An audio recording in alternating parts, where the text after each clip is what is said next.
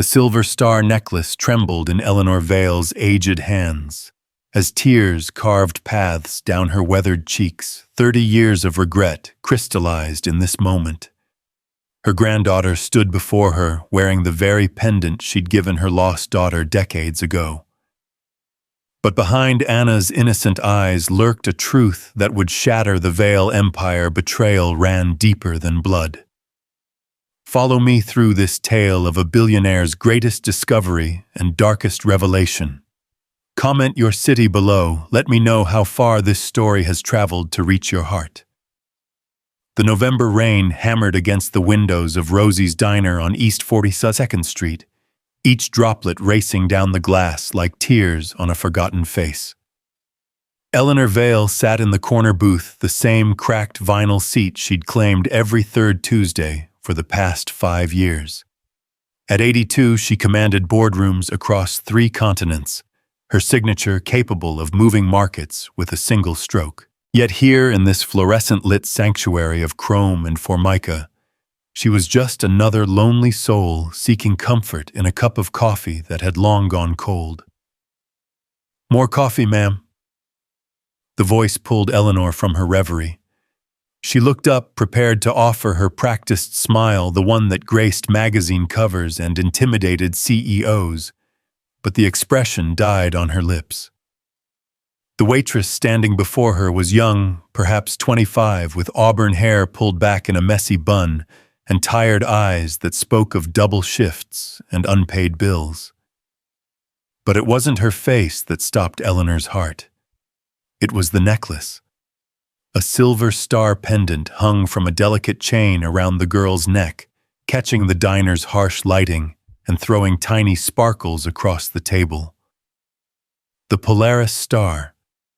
5 points with a small diamond at its center, intricate scrollwork etched along each ray. Eleanor knew every curve, every line of that design because she had commissioned it herself 33 years ago. "Ma'am, are you all right?" The waitress. Anna, her name tag read, leaned closer, concern creasing her young face. Eleanor's hand moved involuntarily toward the pendant, stopping inches away, as if blocked by an invisible barrier of time and loss.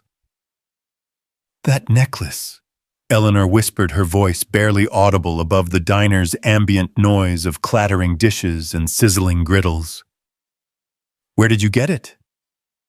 Anna's hand flew protectively to the pendant fingers curling around it.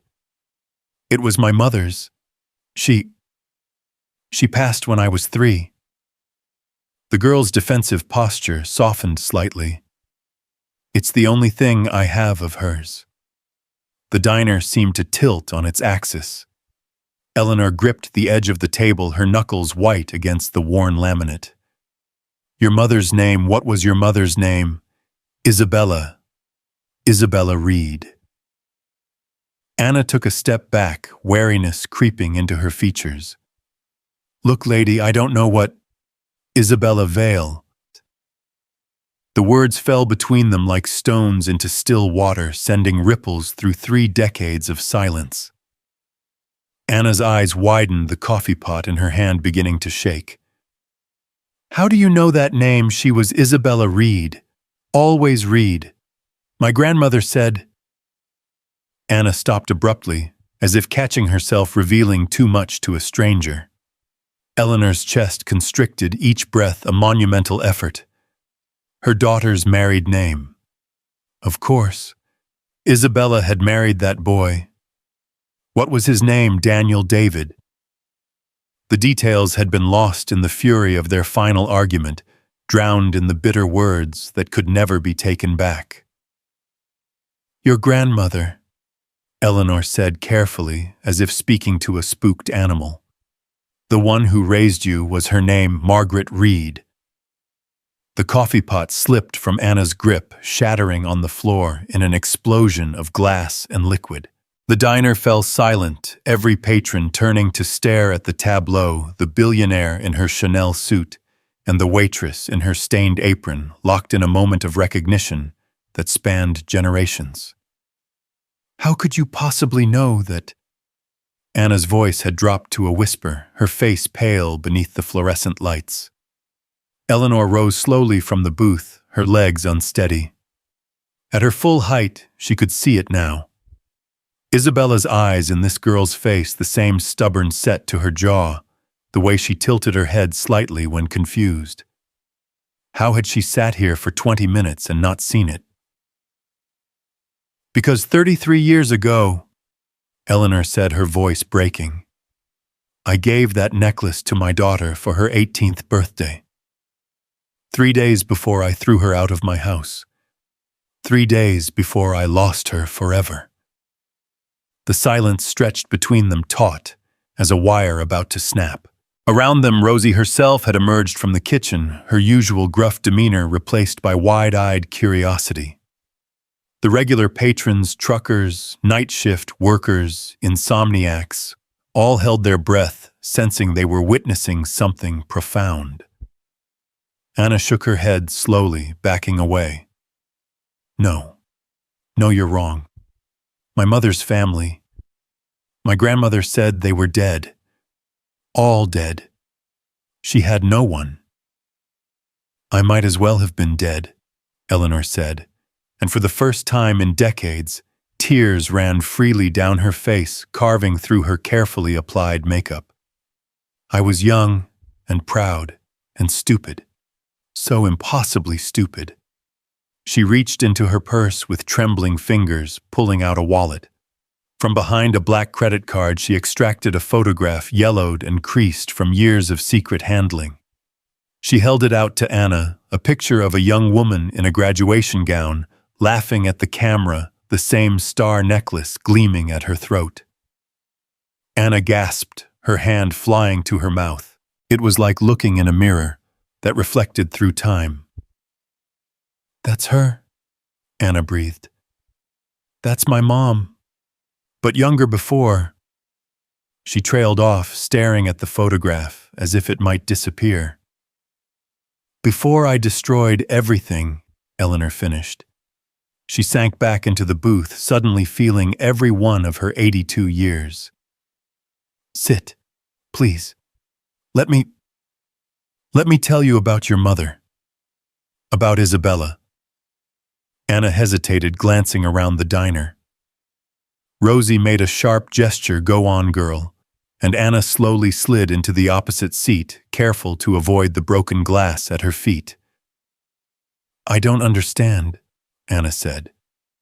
My grandmother, my dad's mom, she said my mother's family wanted nothing to do with us. That they were wealthy people who thought my dad wasn't good enough.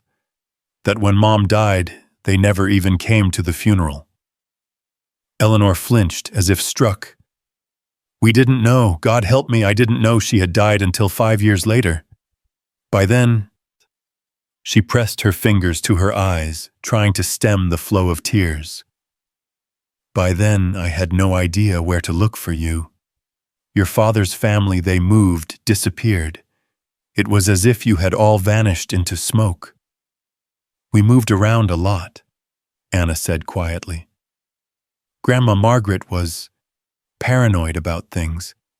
Said there were people who might try to take me away. I thought she meant child services or something. We lived in 7 different states before I turned 10. The revelation hit Eleanor like a physical blow. Margaret Reed had been protecting Anna from her. The irony was bitter enough to choke on. Your mother, Eleanor began, her voice steadier now, finding strength in the telling, was the most brilliant, vibrant soul I had ever known. She could paint God how she could paint. She'd fill our house with these enormous canvases, riots of color that seemed to breathe with life. She played piano like an angel and argued philosophy with your grandfather until 3 a.m. Anna leaned forward, hungry for these details. I don't remember her.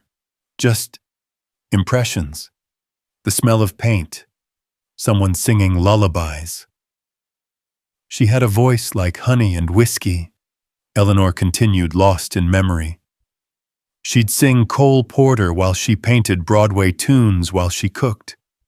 The house was alive when she was in it. And then And then Eleanor's face hardened, the softness of memory replaced by the sharp edges of regret. And then she fell in love with your father, David Reed. He was a mechanic at the garage where she'd taken her car. Sweet boy, honest, hard-working. But I was Eleanor Vale. My husband Charles had built an empire from nothing, and I'd expanded it threefold after his death. We moved in circles where presidents asked our opinions and fortunes rose and fell on our decisions. So he wasn't good enough, Anna said, a bitter edge creeping into her voice. I thought he wasn't good enough, Eleanor corrected. I thought Isabella was throwing away her future for some fairy tale romance. She was supposed to go to Yale, then take her place in the company.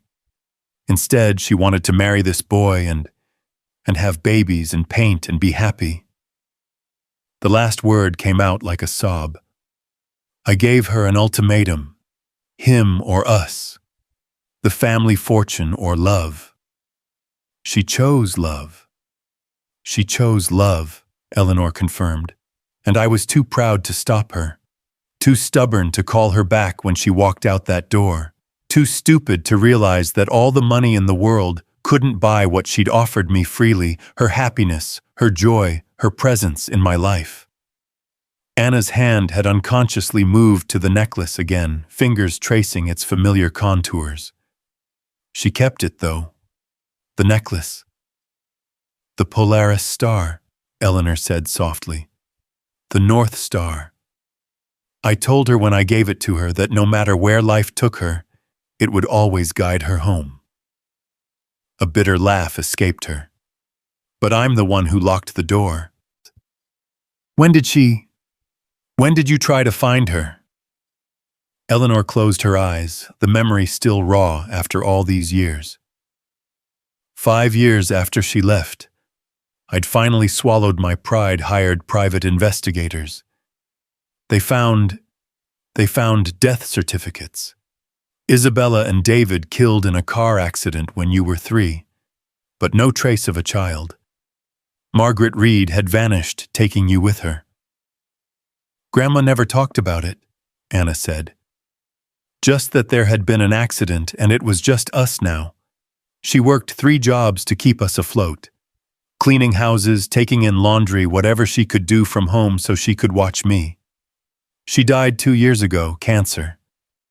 And you've been alone since then. Anna shrugged, a gesture so reminiscent of Isabella that Eleanor's heart clenched. I manage. I've got 2 jobs, this and cleaning offices at night. And I've got Leo. Leo. For the first time since the conversation began, Anna smiled, a real smile that transformed her tired face. My son. He's 5, smart as a whip, and twice as energetic. Eleanor felt the world tilt again.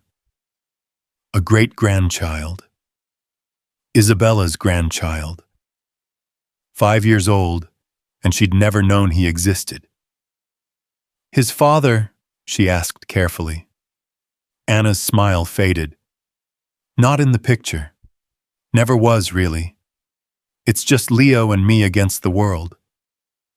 The parallels were too painful to acknowledge another generation of Vale women raising children alone, struggling when they didn't have to.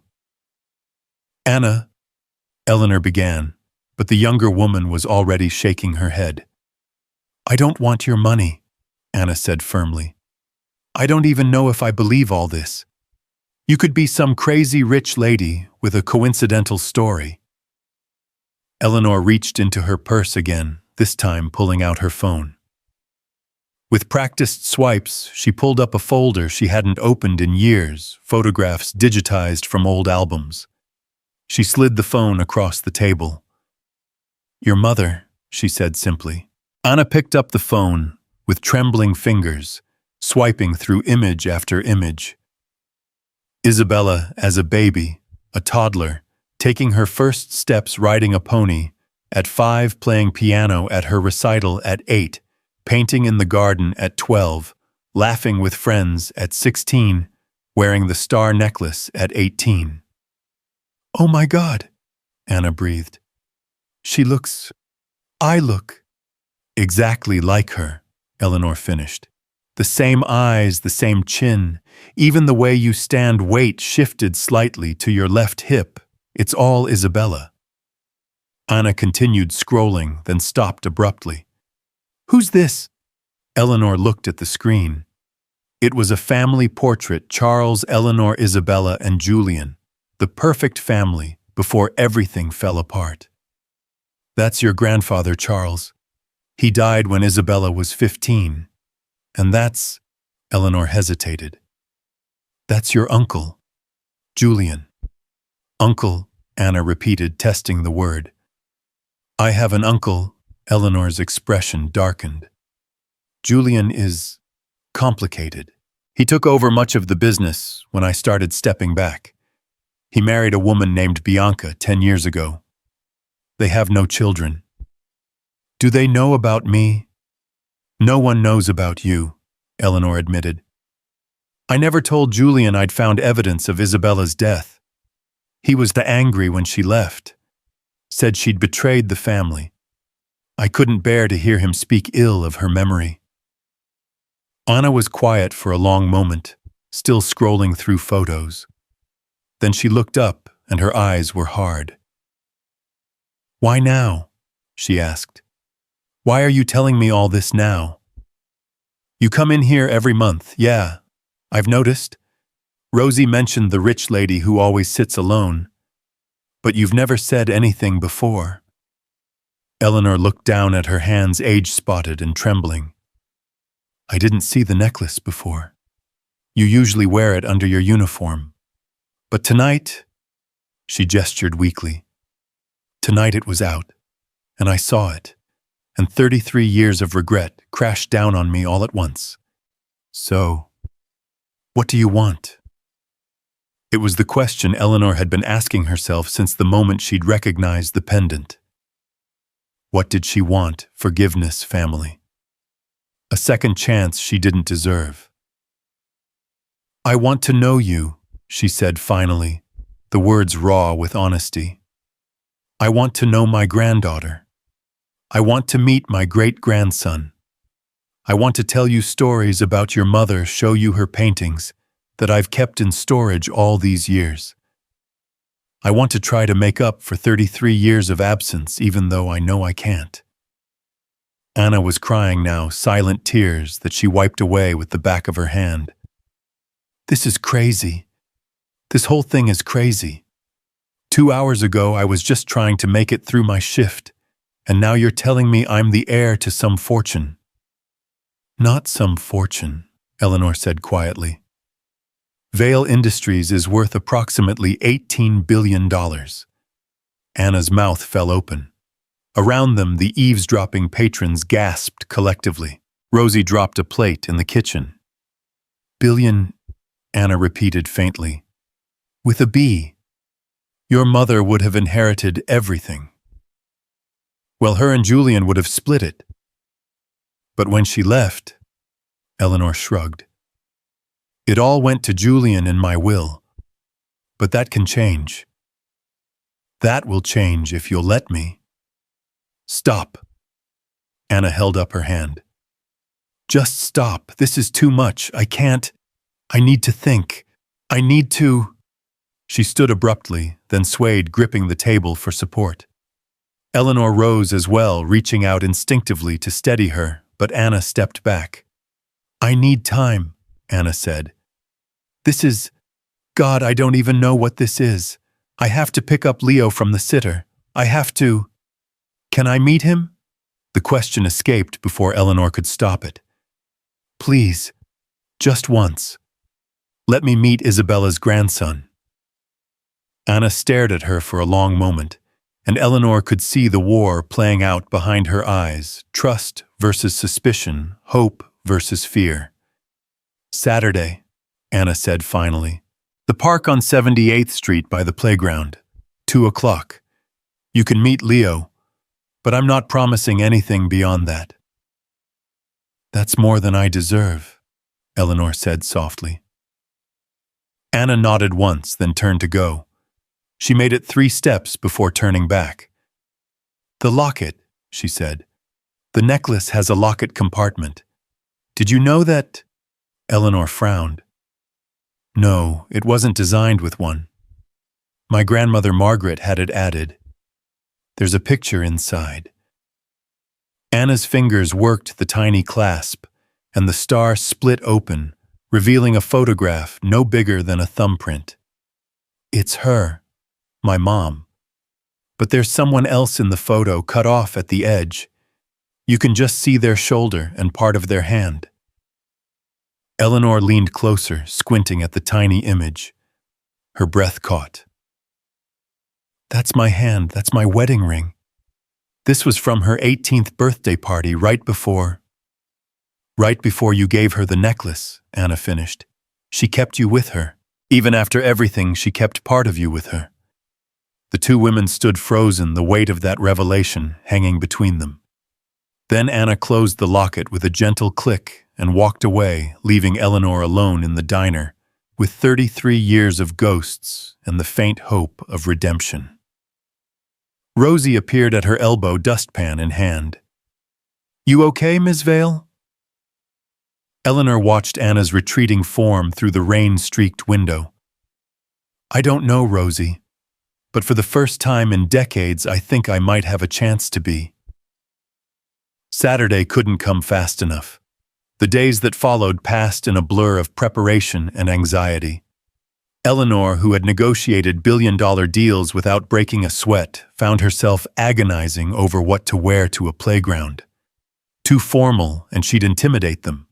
Too casual, and Anna might think she wasn't taking this seriously. She finally settled on slacks and a simple cashmere sweater, expensive but understated. She arrived at the park 40 minutes early, sitting on a bench where she could watch the playground entrance. Her hands shook as she checked her phone repeatedly. What if Anna didn't come? What if she'd reconsidered, decided that the past should stay buried? But at exactly 2 o'clock, Anna appeared hand in hand with a small boy whose dark hair caught the afternoon sun. Leo. Even from a distance, Eleanor could see Isabella in the child's features, the same determined walk, the same way of tilting his head when something caught his interest. Anna spotted her and hesitated, clearly fighting the urge to turn around. But Leo tugged at her hand, pointing toward the swings, and they continued forward.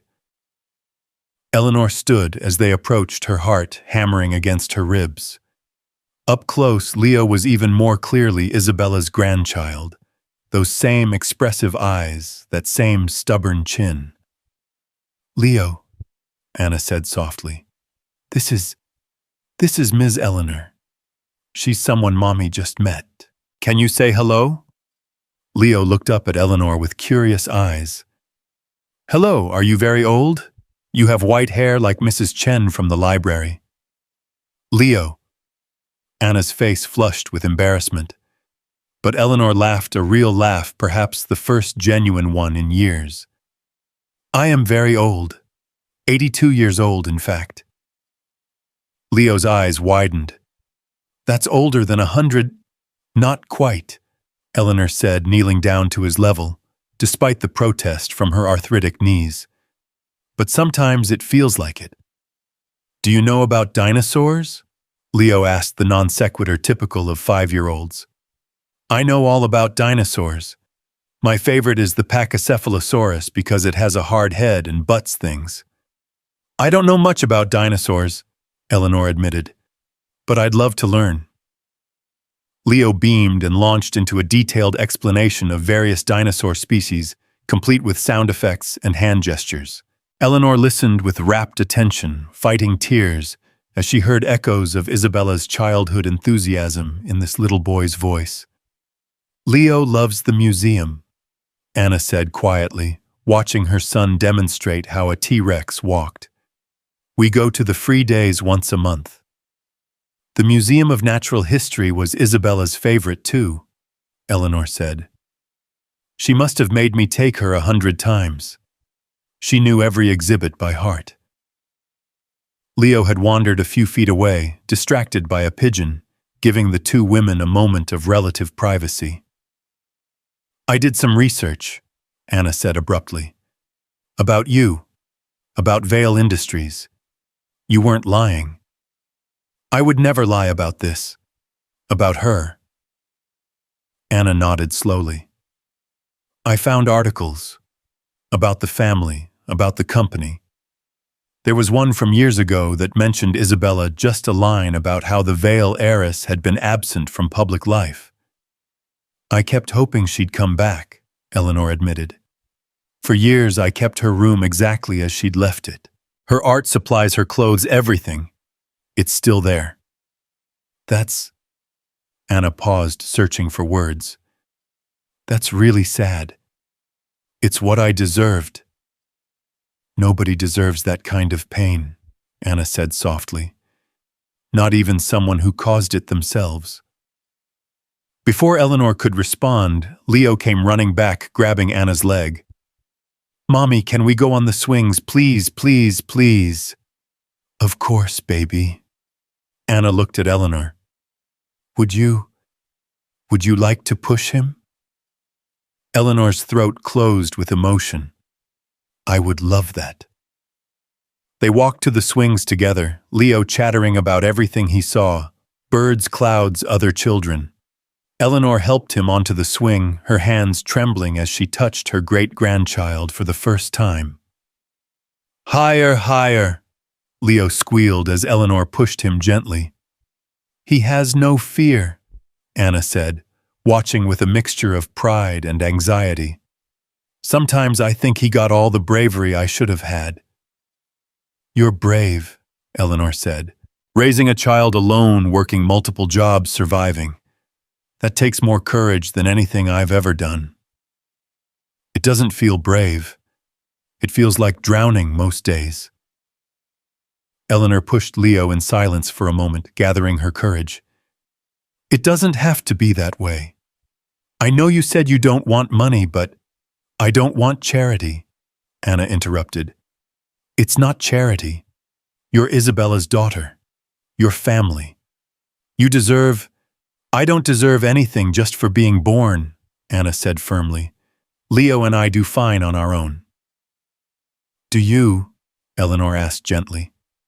"The double shifts, the exhaustion, the worry about making rent and keeping food on the table, Isabella would never have wanted that for you."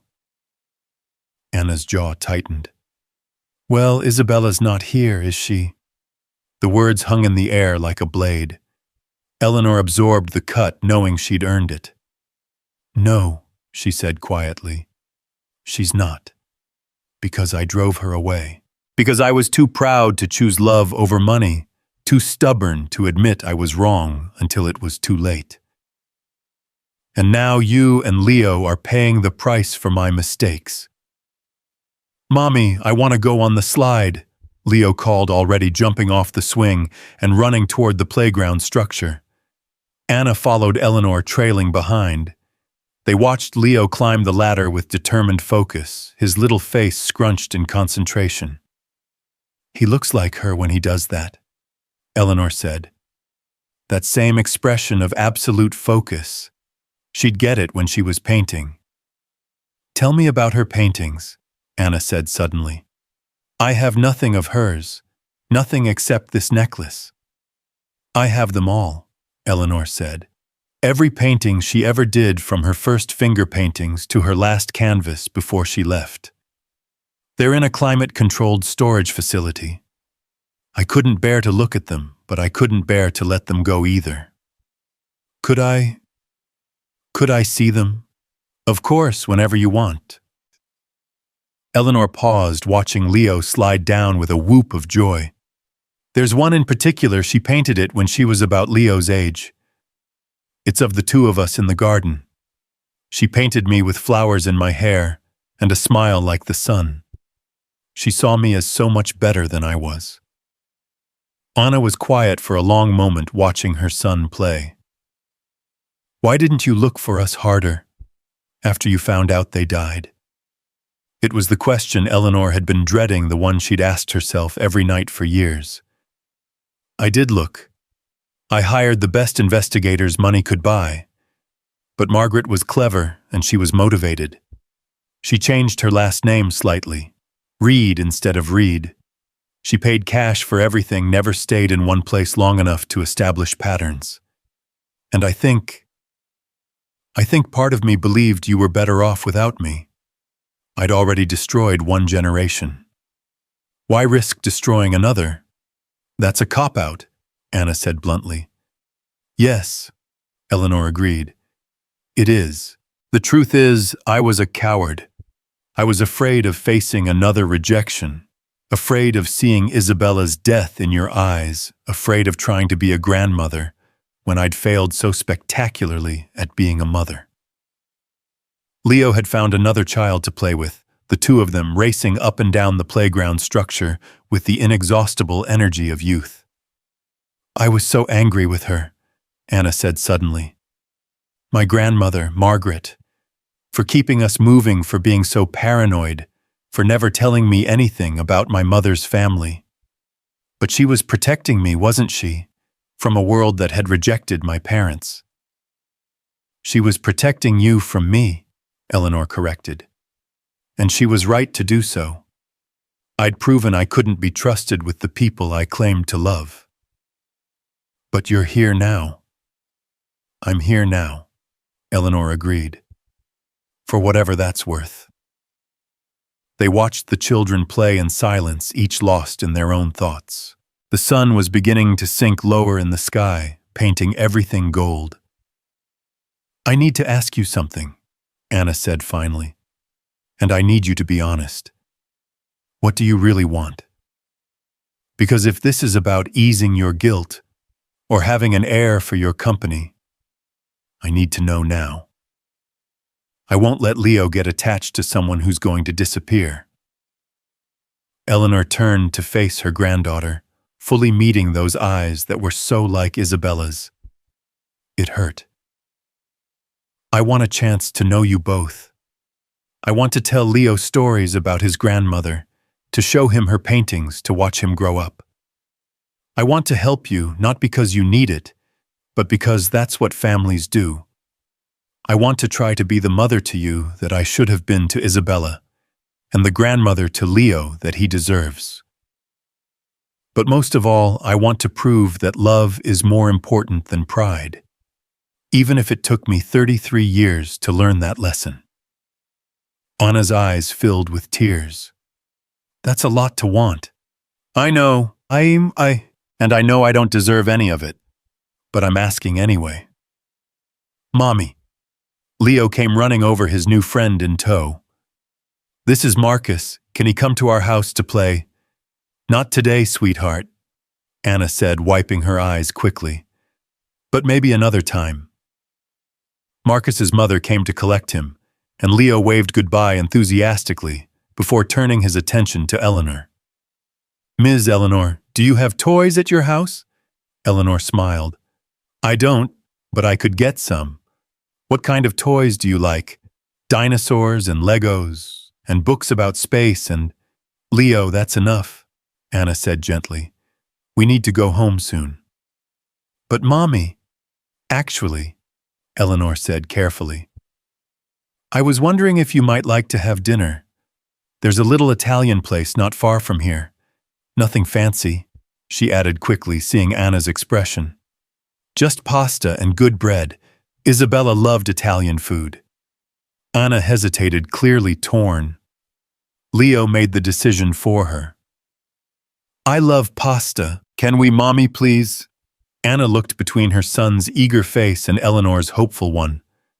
Okay, but just dinner, and Leo needs to be in bed by 8. Of course, Eleanor agreed, trying not to show how much this small acceptance meant to her.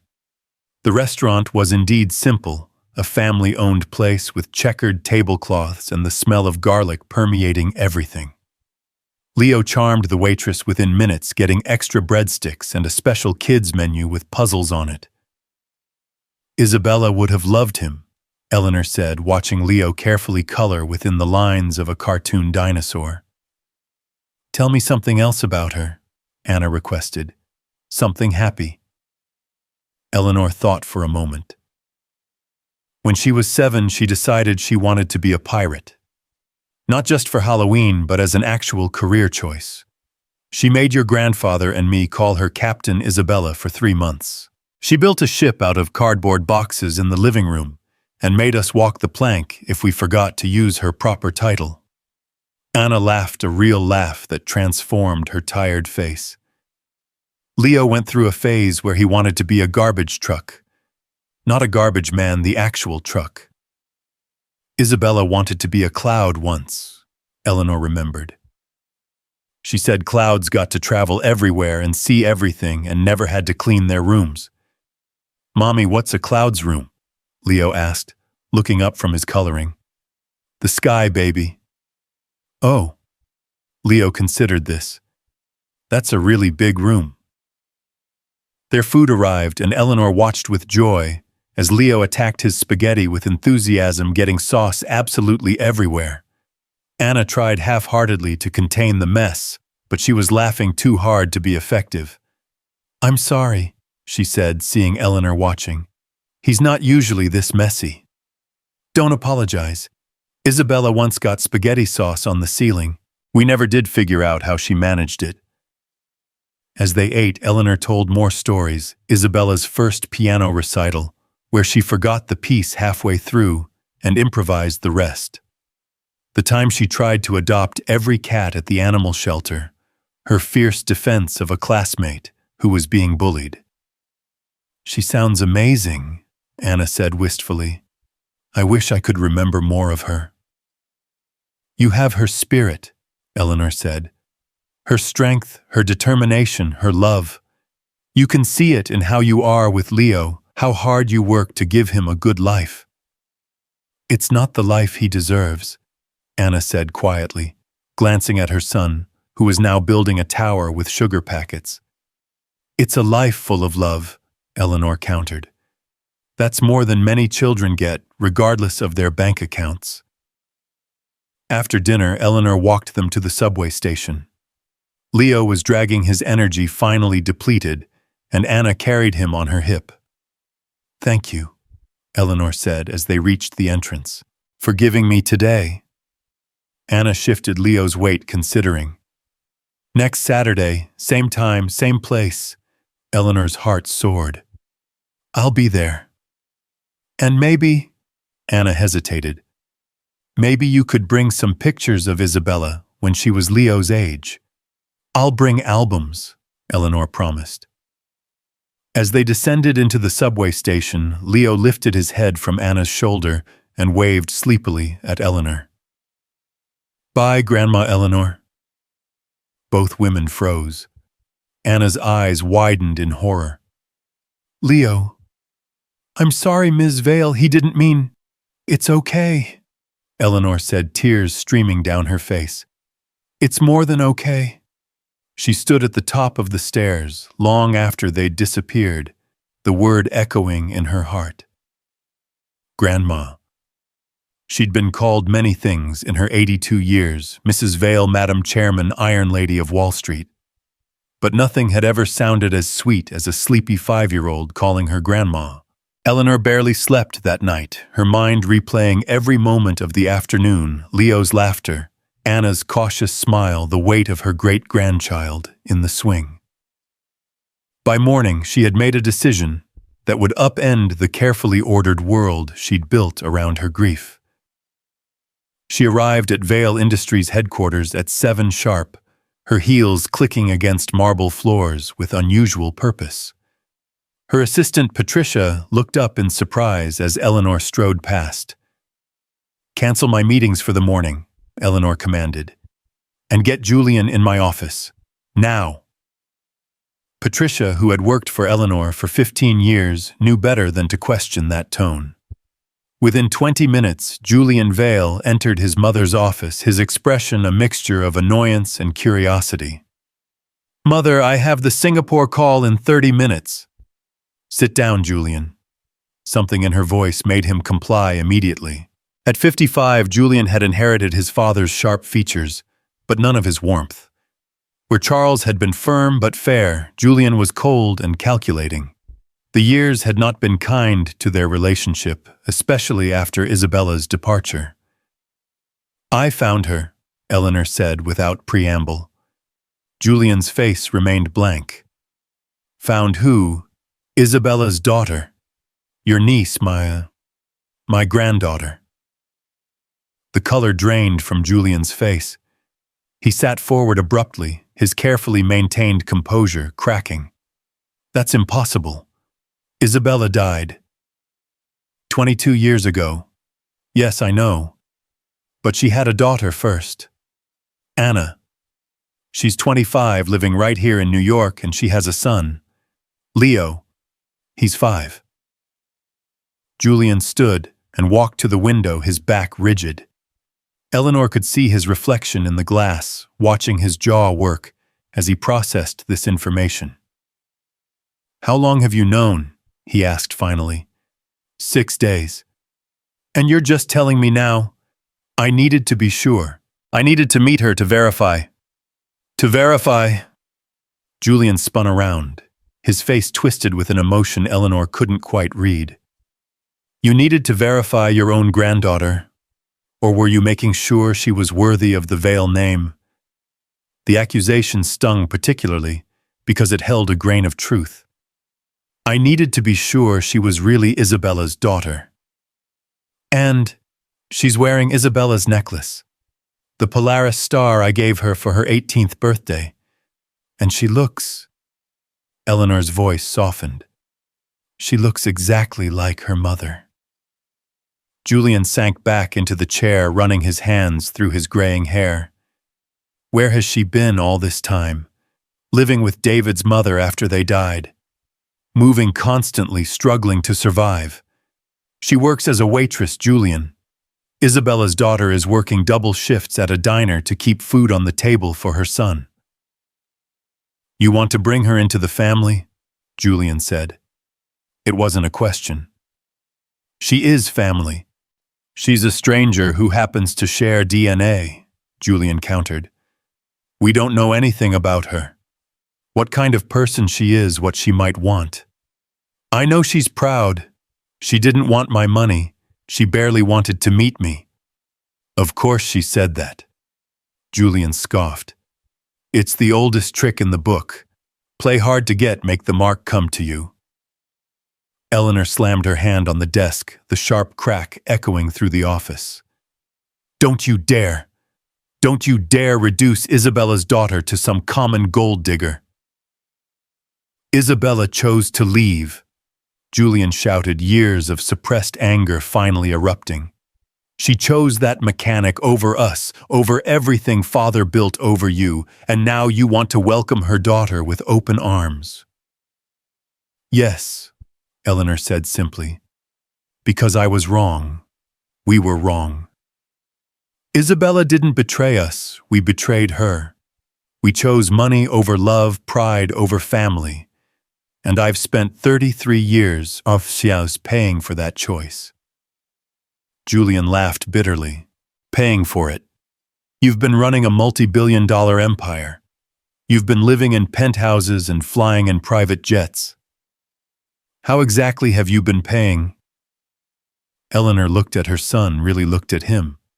When had he become so hard? When had the little boy who used to build blanket forts with his sister turned into this cold stranger? "Every morning for 33 years, I've woken up wondering if Isabella tried to call. Every birthday I've set a place for her at the table, hoping she'd walk through the door. I've kept her room exactly as she left it, her paintbrushes still waiting for her to come back. If that's not paying Julian, I don't know what is." She made her choice. She was 18 and in love and full of dreams that didn't align with ours. And instead of loving her through it, we threw her away like she meant nothing. Julian stood again, pacing the office with agitated steps. "So what's your plan? Bring this girl and her child into the company? Hand her Isabella's shares?" "Eventually, yes. I won't allow it." Eleanor's eyes narrowed dangerously. "You won't allow it? Last I checked, I still own 51% of this company. That you promised to me. That Father meant for me to have. Your father would be ashamed of what you've become, Eleanor said quietly, and Julian flinched as if she'd slapped him. Charles would have searched for Isabella until his dying breath. He would have moved heaven and earth to bring her home. Father's dead, Julian said coldly. He's been dead for almost 40 years, and Isabella's been dead for 22. You can't bring them back by playing grandmother to some waitress and her kid. Eleanor stood slowly, her full height still impressive despite her age. That waitress is your niece. That kid is your great-nephew. And whether you like it or not, they are family. I'm going to bring them into our lives with or without your support. Bianca will never accept this, Julian warned, invoking his wife's name like a weapon. Bianca's acceptance is not required, Eleanor replied. Although it might interest you to know that Anna looks enough like Isabella to be her twin. There will be no questioning the relationship. Julian moved toward the door, then stopped. What was she like, Isabella's daughter? For a moment, Eleanor saw a flicker of the brother who had once adored his sister, who had cried for weeks after she left. She's tired, Eleanor said softly, working herself to exhaustion to provide for her son. But she's proud and strong, and she loves that little boy with a fierceness that reminds me of Isabella. She's an artist too. I saw her sketches on a napkin at the diner. And she's cautious, which is smart. She doesn't trust easily. You're going to get hurt, Julian said, his back still to her. She'll take what she wants and leave. Or worse, she'll stay, and you'll realize she's nothing like Isabella. Or she'll stay, and I'll get to know my granddaughter and watch my great-grandson grow up, Eleanor countered. I have to try, Julian. I can't die knowing I repeated the same mistake twice. Julian left without another word, the door closing with a decisive click. Eleanor sank back into her chair, suddenly exhausted. She'd known Julian would react badly, but the depth of his bitterness surprised her. When had her children become strangers to each other? When had she become a stranger to them both? Her phone buzzed. Patricia's voice came through the intercom. Mrs. Vale, there's a Rosie Hernandez on line 1. She says it's about Anna Reed. Eleanor's heart jumped. She grabbed the phone. Rosie, what's wrong? It's Anna. Rosie's gruff voice was uncharacteristically gentle. She collapsed during her shift this morning. They took her to Mount Sinai. I thought you should know. Eleanor was already grabbing her coat. What about Leo? The kid's at school. Someone needs to pick him up at 3. I'll handle it. Thank you, Rosie. Eleanor's driver broke several traffic laws getting to Mount Sinai Hospital. She burst through the emergency room doors, her usual composure completely shattered. Anna Reed, she gasped to the receptionist. She was brought in this morning. She's my granddaughter. The receptionist typed quickly. She's in bed 7. Through those doors, turn left. Eleanor found Anna lying in a hospital bed, an IV in her arm, her face pale against the white pillows. A young doctor was checking her chart.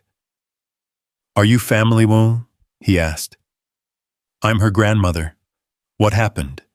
Exhaustion, dehydration, malnutrition, the doctor listed. When was the last time she had a proper meal or a full night's sleep? Eleanor thought of Anna working double shifts of the dark circles under her eyes, of how she'd barely touched her pasta the other night, while making sure Leo ate everything. She's been working 2 jobs, Eleanor said quietly. Raising a child alone? The doctor nodded knowingly. We see it too often. She needs rest, proper nutrition, and significantly less stress. Otherwise, her body will continue to shut down. Anna stirred, her eyes fluttering open. When she saw Eleanor, confusion crossed her face. Eleanor, what? Where's Leo? He's at school. I'll pick him up. You need to rest. No, I need to. Anna tried to sit up, then fell back with a groan. My shift. Rosie needs me. Rosie's the one who called me, Eleanor said gently, pushing Anna back against the pillows. She's worried about you. Everyone's worried about you. I'm fine, I just need a minute. You need help, Eleanor interrupted, and I know you don't want it. I know you're proud. But Anna, you can't keep doing this. You're going to leave Leo without a mother. The words hung heavy in the air. Anna's eyes filled with tears. I don't know how to stop, she whispered. If I don't work, we don't eat. If we don't eat. She trailed off the weight of her responsibilities, crushing her even in the hospital bed. Eleanor pulled a chair close to the bed, taking Anna's hand in hers. It was the first time they'd touched since that night in the diner, and Eleanor was struck by how small and cold Anna's fingers were. Let me help, Eleanor said. Not charity, not pity, family helping family. Please. I don't even know you, Anna said weakly. Then let's change that. Move in with me temporarily, Eleanor added quickly, seeing Anna's expression. Just until you're back on your feet. You'll have your own wing of the penthouse, complete privacy. Leo will have a safe place to play, good food, stability. You can rest, recover, figure out what you want to do next without the constant pressure of survival. Julian, you mentioned an uncle. What will he think? Eleanor's expression hardened slightly. I told Julian about you this morning. He's processing. But his opinion doesn't matter. It's my home, my decision. Anna was quiet for a long moment, tears sliding silently down her cheeks. I've worked so hard to not need anyone. I know, Eleanor said softly. Isabella was the same way, independent to a fault. But everyone needs someone, Anna. Let me be that someone for you and Leo. What if it doesn't work? What if we're too different? Or Leo breaks something expensive? Or, then we'll figure it out, Eleanor said. But we have to try. Isabella would want me to try. Anna closed her eyes. Okay, but just temporarily. Just until I'm stronger. Eleanor squeezed her hand gently. Of course. At 3 o'clock, Eleanor stood outside PS 84, feeling completely out of place among the young parents and nannies.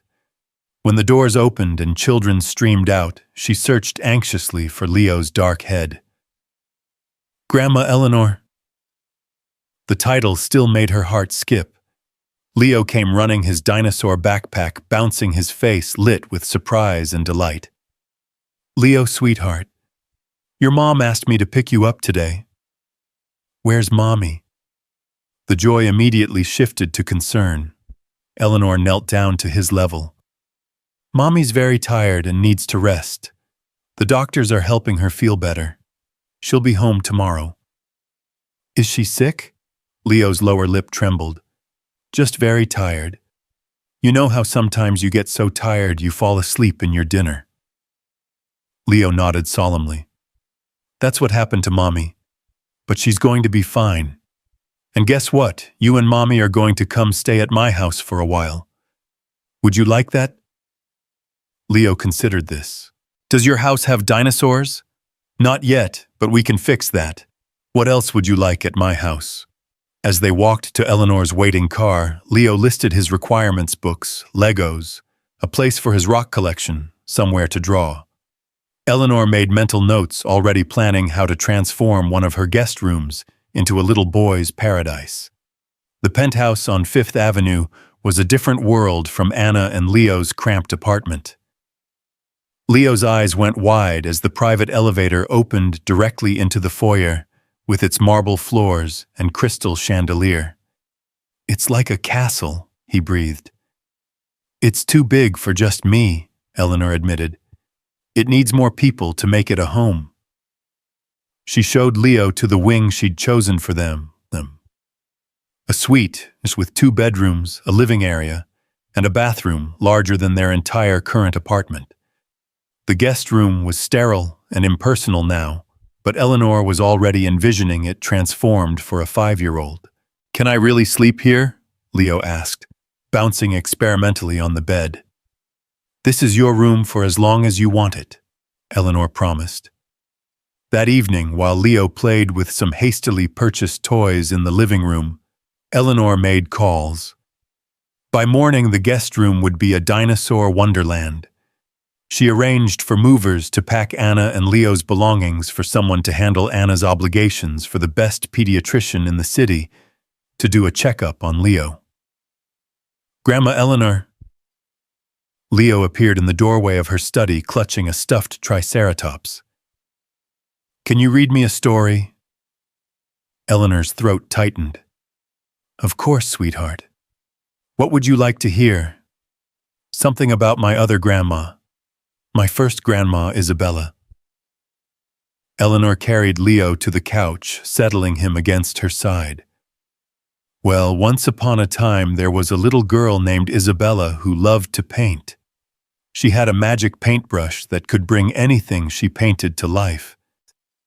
As she wove the story, mixing truth with fairy tale, Leo's eyes grew heavy. Soon he was asleep against her shoulder, his small hand clutching her sleeve. Eleanor sat perfectly still, afraid to disturb him, tears sliding silently down her cheeks. This was what she'd missed. 33 years of bedtime stories of small hands in hers, of unconditional love. Isabella had been gone all of Leo's life, all of Anna's adult life. So much time lost to pride and stupidity. The private elevator chimed softly. Eleanor looked up, expecting perhaps Patricia with the files she'd requested. Instead, Julian stepped out, followed by his wife, Bianca. Even at 9 in the evening, Bianca looked like she'd stepped from a magazine, blonde hair, perfectly coiffed designer dress, without a wrinkle, diamonds glittering at her throat. Her cold blue eyes swept the scene Eleanor with a sleeping child toys scattered on the coffee table, and her lips pursed in disapproval. "Julian told me," Bianca said, without preamble, her voice carefully modulated to not wake Leo but dripping with disdain. "About this girl claiming to be Isabella's daughter." "She's not claiming anything," Eleanor said quietly, shifting Leo gently to the couch and covering him with a throw. "She is Isabella's daughter. Based on what? A necklace that could have been sold, stolen, copied. A resemblance that could be coincidental. Based on the fact that I know my own granddaughter," Eleanor said firmly. Bianca laughed, a tinkling sound devoid of warmth. "You knew her for all of 5 minutes before opening your home to her. How remarkably naive." "Bianca," Julian warned, but his wife continued. "No, Julian, someone needs to say it.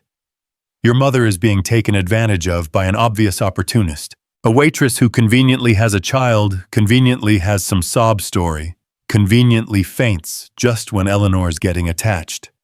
"She's in the hospital," Eleanor interrupted, anger building, exhausted from working herself nearly to death to provide for her son. "How theatrical," Bianca murmured. "I suppose next she'll need money for medical bills." Eleanor stood her full height, towering over Bianca's petite frame. "That's enough. Anna hasn't asked for a single thing. I've had to practically force help on her." "The long con is always more effective," Bianca said smoothly.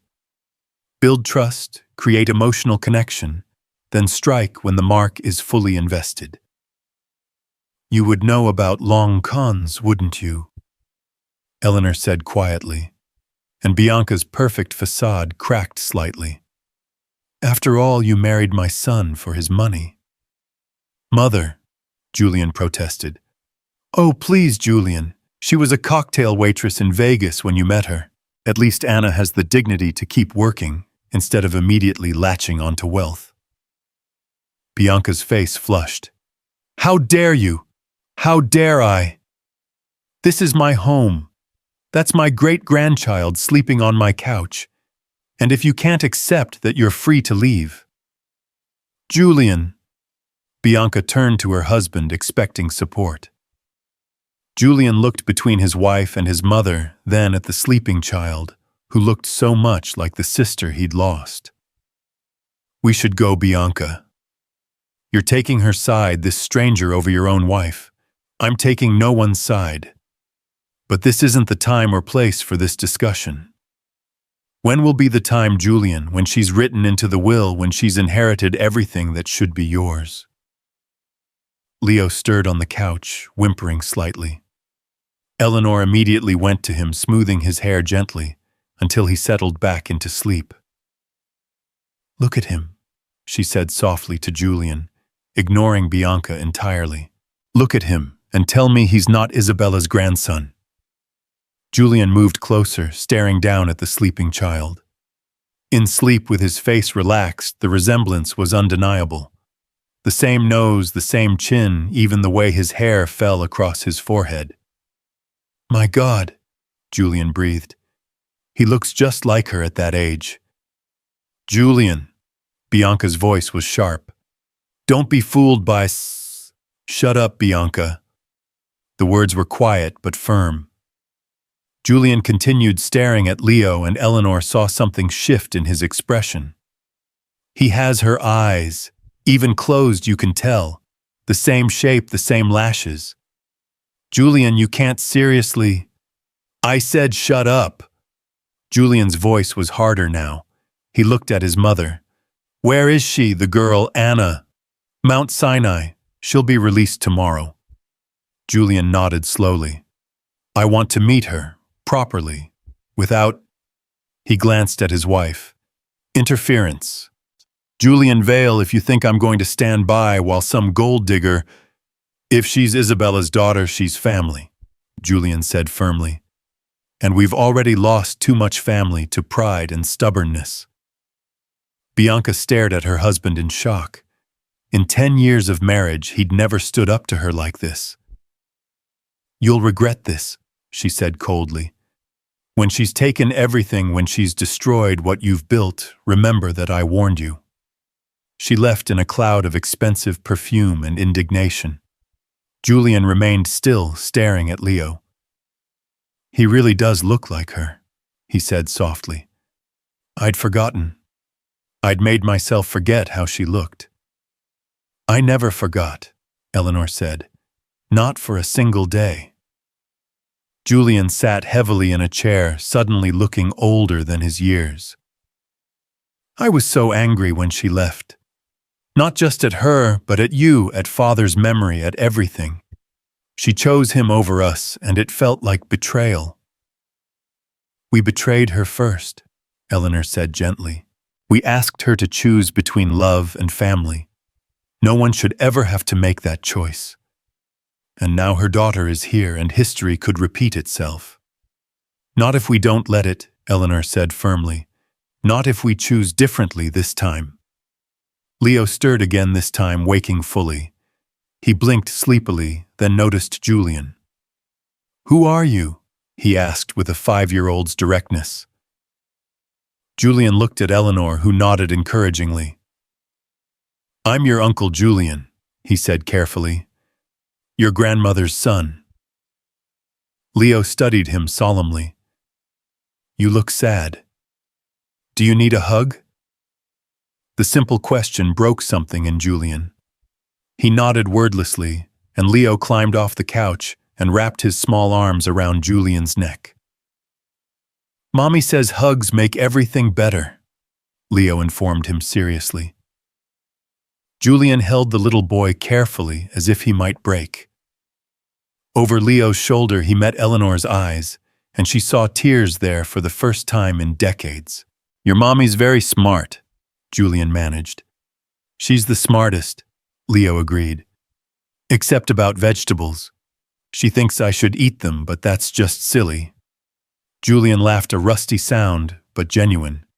Your Aunt Isabella felt the same way about vegetables. Really? Leo pulled back, interested. Tell me about her. As Julian began to tentatively share memories of his sister, Eleanor watched with a mixture of hope and heartache. This was what they'd lost: family connection, love. But maybe, just maybe, it wasn't too late to rebuild. The next morning arrived with Anna's release from the hospital, though she looked barely stronger than when she'd been admitted. Eleanor that had sent the car, but Anna insisted on taking the subway back to her apartment, first needing to see the familiar walls before stepping into Eleanor's world. What she found there stopped her cold in the doorway. The apartment was being carefully packed by a team of professional movers, each item wrapped with more care than Anna had ever been able to give them. Her meager possessions looked even smaller in the hands of people who moved millionaires for a living. "What are you doing?" Anna's voice cracked with panic. "Those are my things." The head mover, a kind-faced man named Roberto, approached gently. "Mrs. Vale hired us, miss. We're to pack everything and move it to storage until you decide what you want at the penthouse." "I didn't agree to this," Anna said weakly, sinking onto a box. "I said temporarily. I said, Mommy." Leo's voice rang out from the bedroom.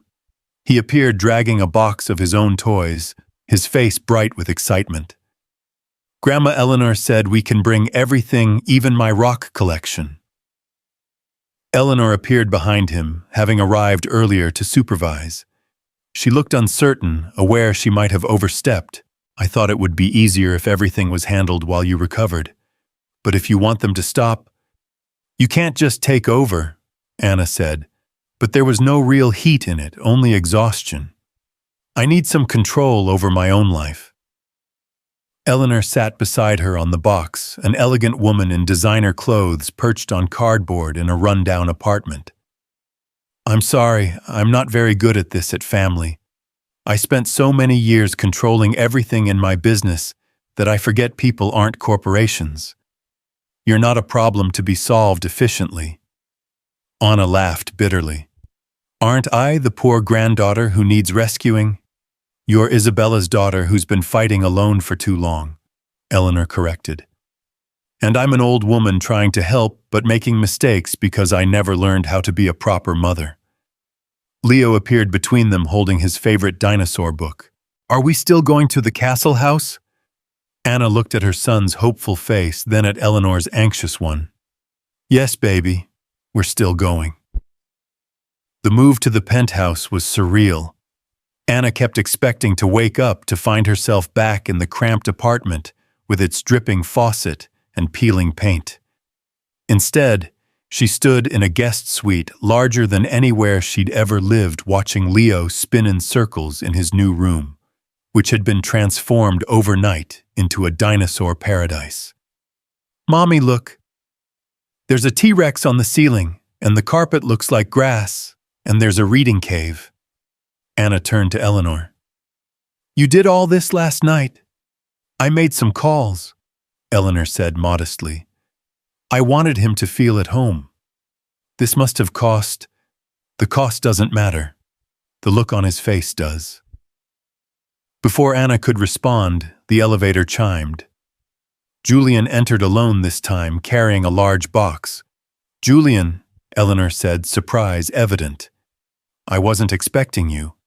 I came to meet my niece properly," he said, his eyes finding Anna, without anyone else's opinions coloring the moment.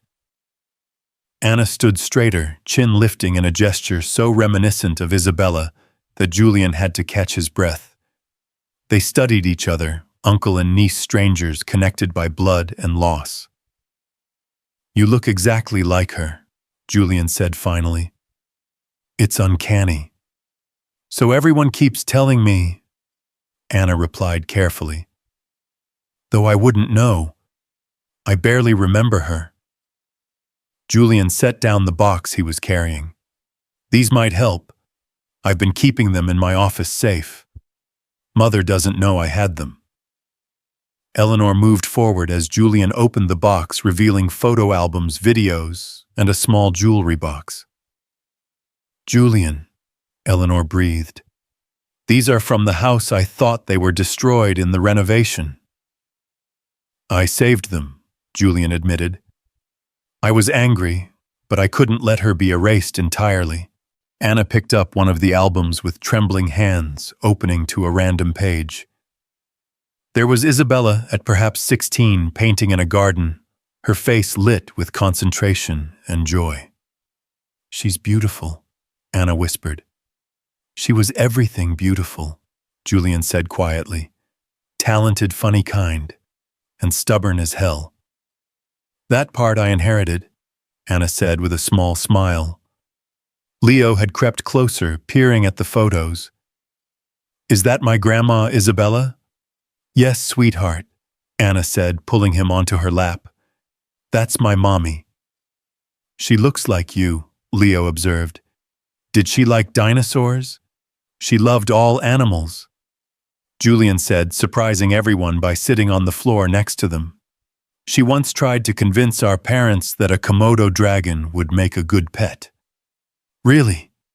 Leo's eyes widened. That's the biggest lizard in the world. As Julian shared the story, elaborating on Isabella's elaborate presentation, complete with charts and graphs about proper dragon care, Anna felt something shift in the room. The tension that had been there since Julian arrived was dissipating, replaced by something warmer. She sounds amazing, Anna said when the story ended. She was, Eleanor confirmed. Which is why losing her broke us all in different ways. I turned angry, Julian admitted. Mother turned guilty. And Bianca, he paused.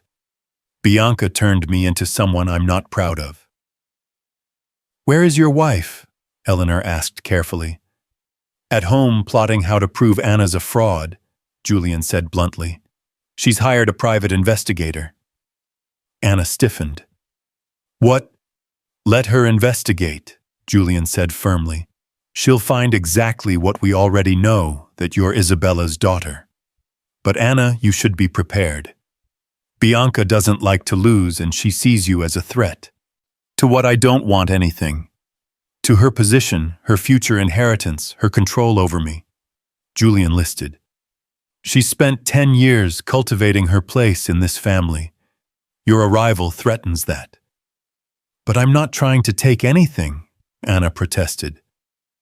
Your existence takes something from her whether you mean to or not, Eleanor said wisely. Bianca married Julian expecting to be the only heir to the Vale fortune. Now there's you and Leo. We don't want the money, Anna said firmly. What you want and what you deserve are different things, Eleanor countered. Isabella would have inherited half of everything. That should have passed to you. Should have doesn't matter. She left. She chose Dad over the fortune. She chose love, Eleanor corrected. And she was punished for it. You've been punished for it. That ends now. Before Anna could argue further, Leo tugged on Julian's sleeve. Uncle Julian, do you have toys at your house? Julian looked nonplussed. No, I don't. That's sad, Leo said seriously. Everyone needs toys. You can borrow mine. He ran to his new room and returned with a velociraptor, pressing it into Julian's hands. This is Victor. He's very brave. He'll keep you company. Julian stared at the plastic dinosaur, his throat working. Thank you, Leo. I'll take good care of Victor. You have to do the voices, Leo instructed, and make him hunt things, but not people because that's mean. Leo's right, Anna said softly. Everyone needs toys. Everyone needs play. When did you stop playing Julian? The question hung in the air. Julian looked at his niece, this young woman who had every reason to resent him, to distrust him, and saw only compassion in her eyes. When Isabella left, he said honestly, everything became about the business, about proving I was worthy of being the only heir, about showing that I didn't need her or anyone else. But you did need her, Eleanor said gently. Yes, Julian admitted. I did. I do. And I've spent 25 years pretending otherwise. The elevator chimed again, and everyone tensed, expecting Bianca. Instead, Patricia entered Eleanor's assistant, looking uncharacteristically flustered. Mrs. Vale, I'm sorry to interrupt, but there's a situation. What kind of situation? Patricia glanced at Anna. There are reporters downstairs. Someone leaked the story about Ms. Reed and her connection to the family. They're calling it the Lost Heiress Returns story. Anna paled. Reporters, no, I can't. Leo doesn't need that. Bianca, Julian said grimly. She must have leaked it trying to force your hand, make you look like you're seeking publicity. Eleanor was already moving her phone out. Patricia, call our PR team. Have security clear the reporters from the building. Julian, can you? I'll handle Bianca, he said, his voice cold with anger. No, Anna said suddenly. Everyone turned to look at her. No, don't do anything. If we react, it looks like we have something to hide. If this Bianca person wants to play games, let her. I've got nothing to be ashamed of. The scrutiny will be intense, Eleanor warned. They'll dig into everything, your past, David's family, Leo's father. Let them dig, Anna said, her voice stronger now. They'll find a woman who's worked honest jobs to support her son. They'll find a little boy who loves dinosaurs and hugs strangers. They'll find the truth that I didn't even know who you were until last week. Julian studied his niece with new respect. You're tougher than you look. I'm Isabella's daughter, Anna said simply. And from what you've told me, she was pretty tough too. She was, Eleanor confirmed. She stood up to me after all. Not many people could do that. Leo, who had been quietly playing with his dinosaurs during the adult conversation, looked up. Are we in trouble? No, sweetheart, Anna assured him. Some people just want to know about our family. Oh, can I tell them about my dinosaurs? Despite the tension, everyone laughed. Julian reached out and ruffled Leo's hair, a gesture so natural it surprised him. Maybe we should let Leo handle the press, he said. He'd probably do better than any of us. I'd tell them about Victor, Leo said seriously, holding up the dinosaur Julian still held, and about how Grandma Eleanor makes good pancakes, and how Mommy is the best at stories, and how Uncle Julian needs to smile more.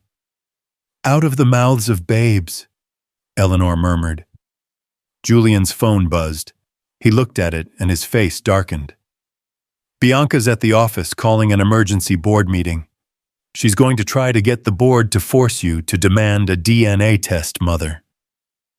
A DNA test, Anna asked. To prove you're not Isabella's daughter. If you refuse, she'll paint it as suspicious. If you agree, she'll claim you only did it after being forced. So I can't win either way, Anna said. Not in her game, Eleanor agreed. Which is why we don't play it. Julian, call the board meeting off. Tell them I'll address any concerns at the regular meeting next month. They won't like that. They don't have to like it. I still own the majority share. Eleanor turned to Anna. But if you're willing, I would like to do a DNA test, not for them, for us. To have medical records, family history for Leo. Anna nodded slowly. That makes sense. For Leo's sake. I'll arrange it privately, Julian said. Keep it out of Bianca's hands. As he made calls, Eleanor watched Anna flip through the photo albums, Leo on her lap, pointing at pictures and asking endless questions. This was what family was supposed to be, not board meetings and power plays, but quiet moments of discovery and connection. There's something else, Patricia said quietly to Eleanor. Mr. Chen called. He's the estate lawyer. He says there are complications with changing your will to include Ms. Reed and Leo. What kind of complications? The kind that require a meeting, Patricia said apologetically. He can come this afternoon if you're available. Eleanor looked at Anna, who was now showing Leo a video of Isabella playing piano. Schedule it for after Leo's bedtime. I don't want him exposed to legal discussions. The afternoon passed in a strange domesticity that Eleanor had never experienced. Leo explored the penthouse, finding hiding spots and declaring various rooms perfect for different activities. Anna tried to keep him from touching expensive things, but Eleanor encouraged his exploration. "It's just stuff," she said when Leo accidentally knocked over a vase. "It can be replaced. Time with him can't." For dinner, Eleanor had her chef prepare Leo's favorite macaroni and cheese, though a gourmet version that made Anna laugh at its fancy presentation. "It's still just mac and cheese," she told Leo, who was eyeing it suspiciously, "even if it does have truffle oil." "What's truffle oil?" Leo asked. "Fancy mushroom juice," Julian said, having returned from dealing with the board situation. He looked tired but satisfied. The meeting's canceled. Several board members actually called to say they were happy to hear Isabella had a daughter. "Really?" Eleanor was surprised. Apparently, they remembered her fondly. She used to visit the office with father, charmed everyone. Old Mr. Whitman actually cried when he heard. As they ate, Julian told more stories about Isabella, each one helping Anna build a picture of the mother she'd lost. Leo listened with half attention, more interested in building a fort with his bread rolls. "She would have loved him," Julian said, watching Leo carefully balance another roll on his architectural masterpiece. "I wish she could have known him," Anna said softly. "I wish she could have known that I became an artist too in my own way." "You're an artist?" Eleanor asked eagerly. Anna blushed. "Not really. I sketch design things. I used to dream about fashion school, but—" she shrugged. "Life happened." "It's not too late," Eleanor said. "You're only 25, you could still go. With a 5-year-old, with no money. With a family to help," Eleanor interrupted. "With resources. With support." Anna shook her head. "I can't think about that right now. It's too much, too fast." After dinner, as promised, Leo was put to bed with 3 stories and multiple tuck-ins from everyone. Once he was asleep, Mr. Chen arrived, an elderly Chinese man with kind eyes and a serious expression. "Mrs. Vale, Mr. Vale." He greeted them, then turned to Anna. "Ms. Reed, I've been the Vale family lawyer for 40 years. I knew your mother." "You did?" "She was a lovely girl, spirited. She once told me she was going to paint the world in colors it had never seen." He smiled sadly. "I was sorry to hear of her passing." "Thank you," Anna said softly. "Now to business," Mr. Chen said, opening his briefcase. "The current will leave everything to Julian with some provisions for charity. Adding Ms. Reed and her son is simple enough if everyone agrees." "I agree," Eleanor said immediately. "As do I," Julian said, surprising everyone. "Isabella should have inherited. Her daughter should receive her portion." "Julian," Eleanor was shocked. "Are you sure?" "I've had 25 years more than I deserved of being the sole heir," Julian said. "It's time to make things right." "Mr. Vale, your wife called me," Mr. Chen said carefully. "She expressed concerns." "Bianca's concerns are noted and ignored," Julian said flatly. Mr. Chen nodded. "Very well. There is, however, another matter. Ms. Reed, were you aware that your maternal grandmother, Mrs. Vale, set up a trust for you when you were born?" Everyone froze. Anna looked shocked. "What? No, that's impossible. She didn't know I existed." Mr. Chen pulled out an old document. "She didn't know you specifically existed. But when Isabella left, Mrs. Vale created a trust for any children Isabella might have. It's been accumulating interest for 25 years. Eleanor gasped. "I did what I don't remember." It was shortly after Mr. Charles passed. Mr. Chen reminded her gently. You were not yourself. You came to me in the middle of the night, insisted on creating this trust. You said, he consulted his notes. You said that love should always have a safety net, even if pride wouldn't let you provide it directly. Eleanor's eyes filled with tears. I was drinking then, heavily. After Charles died, after Isabella left. I barely remember that year. How much is in the trust? Anna asked faintly. With interest and investments, approximately $12 million. Anna stood, abruptly walked to the window, then walked back. $12 million, just sitting there. Waiting for Isabella's children, Mr. Chen confirmed. Waiting for you. I can't, this is... Anna sat down heavily. Yesterday I was worried about making rent. The money is yours, regardless of any other inheritance, Mr. Chen explained. It's separate from the main estate, protected from any challenges. Even if you wanted to refuse the main inheritance, this is already yours. Bianca will lose her mind, Julian said with grim satisfaction.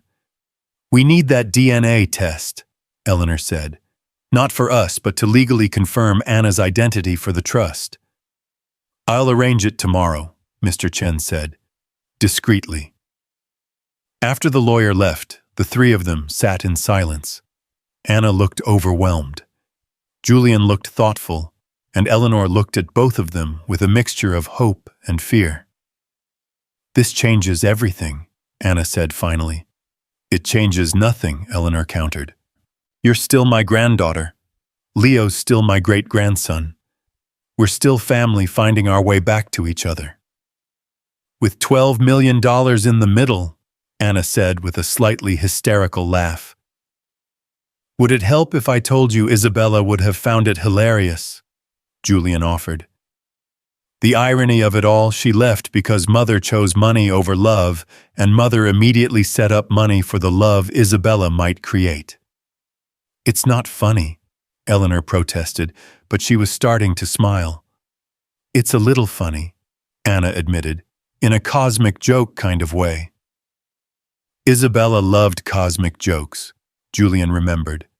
She said the universe had a sense of humor, we just weren't sophisticated enough to get it. They talked late into the night, sharing memories and plans, fears and hopes. Anna learned about her grandparents, about the empire they'd built, about the family she'd never known existed. Julian learned about Anna's struggles, about Leo's father abandoning them, about Margaret's fierce protection and eventual death. She was right to hide you, Eleanor said at one point. I was no good for anyone then. Drunk, angry, building walls instead of bridges. But you're different now, Anna observed. Am I? Or am I just desperate to not die alone? Anna reached across and took Eleanor's hand. You're not alone. Not anymore. The next morning brought new challenges. The DNA test was administered privately, but somehow photographers still caught them entering the medical building. By noon, the story was everywhere. Vale heiress takes DNA test as family drama unfolds. Bianca arrived at the penthouse that afternoon, her perfect composure barely containing her fury. How dare you, she said to Julian. How dare you side with them against me? I'm siding with family, Julian said calmly. I'm your family, your wife. Then act like it, Julian shot back. Support me in reuniting with my sister's child, instead of seeing her as a threat. She is a threat to everything we've built. Everything you've built, Julian corrected. Your position, your social standing, your future fortune. But what about what I've lost, my sister, my niece, 25 years of family? Bianca turned to Anna. You must be very proud. You've turned him against me in less than a week. I haven't done anything, Anna said quietly. Except exist. Exactly, Bianca said with a cold smile. You exist, and suddenly everyone forgets 25 years of absence. You show up with a sad story, and a child, and Eleanor opens her checkbook. I didn't ask for. You didn't have to ask. That's what makes you dangerous. At least I was honest about what I wanted when I married Julian. Bianca. Julian's voice was sharp. What? We all know I married you for money and position. But I've been a good wife. I've hosted your dinners, charmed your clients, never embarrassed you with scandal. I've earned my place. And no one's taking it from you, Eleanor said coolly, unless you take it from yourself with this behavior. You're giving her Isabella's portion, Bianca accused. Half of everything that should go to Julian. It was never all Julian's, Eleanor said. It was always Isabella's too, and now it's Anna's and Leo's. Based on what, a DNA test that isn't even back yet? Based on my eyes, Eleanor said firmly. Based on my heart. Based on the fact that she's wearing Isabella's necklace and looks exactly like her and has a son who could be Isabella reborn as a boy. Before Bianca could respond, Leo appeared in the doorway, rubbing sleepy eyes. He'd been napping and clearly just woken up. Mommy, why is everyone yelling? Anna immediately went to him, picking him up. No one's yelling, sweetheart, just talking loudly. Leo looked around the room, his gaze landing on Bianca. Who's the angry lady? I'm your Aunt Bianca, she said with a forced smile. Leo studied her solemnly. You look mean. Are you a villain? The innocent question broke the tension. Julian actually laughed, and even Eleanor smiled. Leo, that's not polite, Anna said, but she was fighting a smile too. But she looks like the mean lady in my storybook, Leo insisted, the one who tries to steal all the colors from the world. Bianca's face flushed. I can see where he gets his charm. Like mother, like son, no manners, no class. That's enough, Julian said sharply. You will not speak about my nephew that way. Your nephew, you've known him for 2 days. And in 2 days he's shown more genuine emotion than you have in 10 years, Julian said quietly. The words fell like a bomb in the room. Bianca stared at her husband in shock. You don't mean that. I do, Julian said sadly. When did we become these people, Bianca? When did we become cold and calculating and cruel? We became successful, Bianca said. We became powerful. We became everything I hated about myself after Isabella left, Julian said. And I can't do it anymore. Bianca straightened her composure, reassembling itself like armor. If you're choosing them over me, I'm choosing family over fear, Julian interrupted. I'm choosing love over money. I'm choosing to be the brother Isabella deserved, even if it's 25 years too late. Then you're a fool, Bianca said coldly, and you'll regret this when she shows her true colors. She turned to leave, then stopped. The DNA results will be in tomorrow. When they prove she's not Isabella's daughter, I expect an apology. And when they prove she is, Eleanor asked. Bianca didn't answer, just left with the same cold precision with which she'd entered. Leo looked up at the adults. Is she gone? She made the room feel cold. Yes, sweetheart, she's gone, Anna assured him. Good. Can we have hot chocolate? Hot chocolate makes everything warm again. As Anna took Leo to the kitchen for hot chocolate, Julian slumped in a chair. My marriage is over, he said quietly. Perhaps it's been over for a long time, Eleanor suggested gently. Perhaps. But I didn't want to see it. It was easier to be cold, to be what she expected, than to feel things. Isabella would be proud of you, Eleanor said, for choosing family. Would she, after how I acted when she left? I called her a traitor mother. The last thing I ever said to my sister was that she was dead to me. Eleanor pulled her son into a hug, the first real embrace they'd shared in years. She would forgive you. She did forgive you.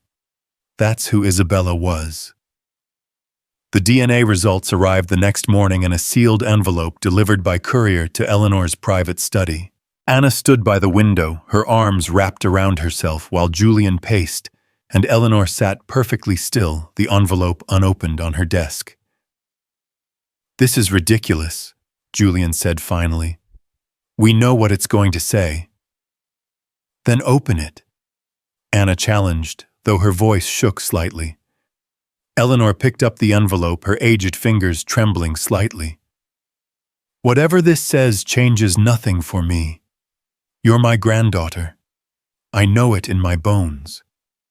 She broke the seal and unfolded the papers inside, scanning quickly. Her face crumpled, tears flowing freely. "Mother!" Julian stepped forward, alarmed. Eleanor looked up, smiling through her tears. "Probability of biological relationship, 0.97%.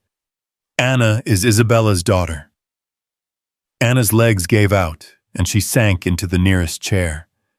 Julian moved to her side, immediately steadying her with a hand on her shoulder. "Are you all right?" he asked gently. "I knew it was true," Anna whispered. "But seeing it confirmed. My whole life I've been nobody from nowhere, and suddenly I'm somebody with a history, with roots, with family." "You were always somebody," Eleanor said firmly. "Now you just know more about who that somebody is." Julian's phone buzzed. He looked at it and his expression darkened. Bianca's filed for divorce. Her lawyer just sent the papers. "I'm sorry," Anna said immediately. "This is my fault." "No," Julian interrupted. "This is the result of 10 years of bad choices, all mine. You just held up a mirror that showed me who I'd become." Before anyone could respond, Patricia knocked and entered. "Mrs. Vale, there are several board members here requesting to speak with you. And," she hesitated, "Mrs. Bianca Vale is with them." Eleanor stood, her bearing regal. "Show them to the formal living room. We'll be there momentarily." After Patricia left, Eleanor turned to Anna. "You don't have to be part of this." "Yes, I do," Anna said, standing as well. "I'm not hiding anymore. I'm Isabella's daughter. I'm a Vale. It's time I acted like it." They entered the formal living room to find 5 board members waiting, with Bianca standing at their center like a general with her troops. She held a folder thick with papers. "Eleanor," Mr. Whitman, the eldest board member, began uncomfortably. "We're here because Bianca has raised some concerns." "Bianca is no longer part of this family," Julian said coldly. "She filed for divorce an hour ago." Bianca's composure never wavered. "Which is why I'm here as a shareholder, not as family. I own 2% of Vale Industries gifted to me by my soon-to-be ex-husband." "Get to the point," Eleanor said. Bianca opened her folder. "I've had investigators looking into Anna Reed. What they found is interesting." She pulled out a photograph. "This is Tommy Morrison, a small-time criminal with a record of fraud and theft. He's also Leo's father." Anna went white. "That's not Tommy, wasn't what a criminal when you knew him. He was arrested 6 years ago for running a confidence scheme targeting elderly women. Rather like what you're doing now." "How dare you?" Eleanor began, but Anna held up her hand. "It's true," Anna said quietly. "Tommy was a mistake. I was 19 alone, grieving my grandmother. He was charming, said all the right things. By the time I found out who he really was, I was pregnant. He disappeared when I refused to help him run a scam on my employer." "So you admit to having connections to criminal elements," Bianca said triumphantly. I admit to being young and stupid and trusting the wrong person, Anna shot back. Something I'm sure no one in this room has ever done. Mr. Whitman cleared his throat. Ms. Reed, while your personal history is unfortunate, it does raise questions about your suitability to inherit a significant portion of Vale Industries. She's not inheriting the company, Eleanor said. She's inheriting her mother's personal stake. What she does with it is her business. But if she sells to the wrong people, if she's influenced by criminal elements, another board member began. Then you'll deal with it then, Julian interrupted. But you don't punish someone for the crimes of others. Bianca pulled out more papers. There's more. Anna was fired from a job 2 years ago for theft. Anna laughed bitterly. I was fired because $200 went missing, and I was the newest employee. They found the money a week later. The owner's son had taken it. But I'd already been replaced, and they didn't want to admit they were wrong. How convenient that you have an explanation for everything, Bianca said. The truth often is inconvenient, Anna replied. Would you prefer I make up something more dramatic? Leo chose that moment to wander in, dragging his stuffed triceratops. Mommy, can I have juice? Anna started to take him out, but Eleanor stopped her. Leo, come here, sweetheart. Leo walked over to Eleanor, then noticed all the strangers. His eyes went wide. Are these more family? No, sweetheart. These are people who work with Grandma. Leo studied them solemnly, then looked at Bianca. You're the mean lady from yesterday. Did you come to say sorry? I have nothing to apologize for, Bianca said stiffly. Leo frowned. Mommy says everyone should say sorry when they're mean, even if they didn't mean to be mean. Your mother says a lot of things, I'm sure, Bianca said dismissively. Leo Sayo's little face scrunched up in defense of his mother. My mommy is the smartest and bravest and best mommy in the whole world. She reads me stories and makes funny voices and never forgets to cut the crusts off my sandwiches even when she's really tired. Leo, that's enough, Anna said gently, but Leo wasn't done. And she cries sometimes when she thinks I'm sleeping, but I give her extra hugs the next day and that makes her smile. And she works really hard so I can have dinosaur books and new shoes when my feet get bigger. The board members shifted uncomfortably. Mr. Whitman looked particularly affected. You must love your mother very much, he said gently. More than the whole universe, Leo confirmed. And Grandma Eleanor loves her too, and Uncle Julian.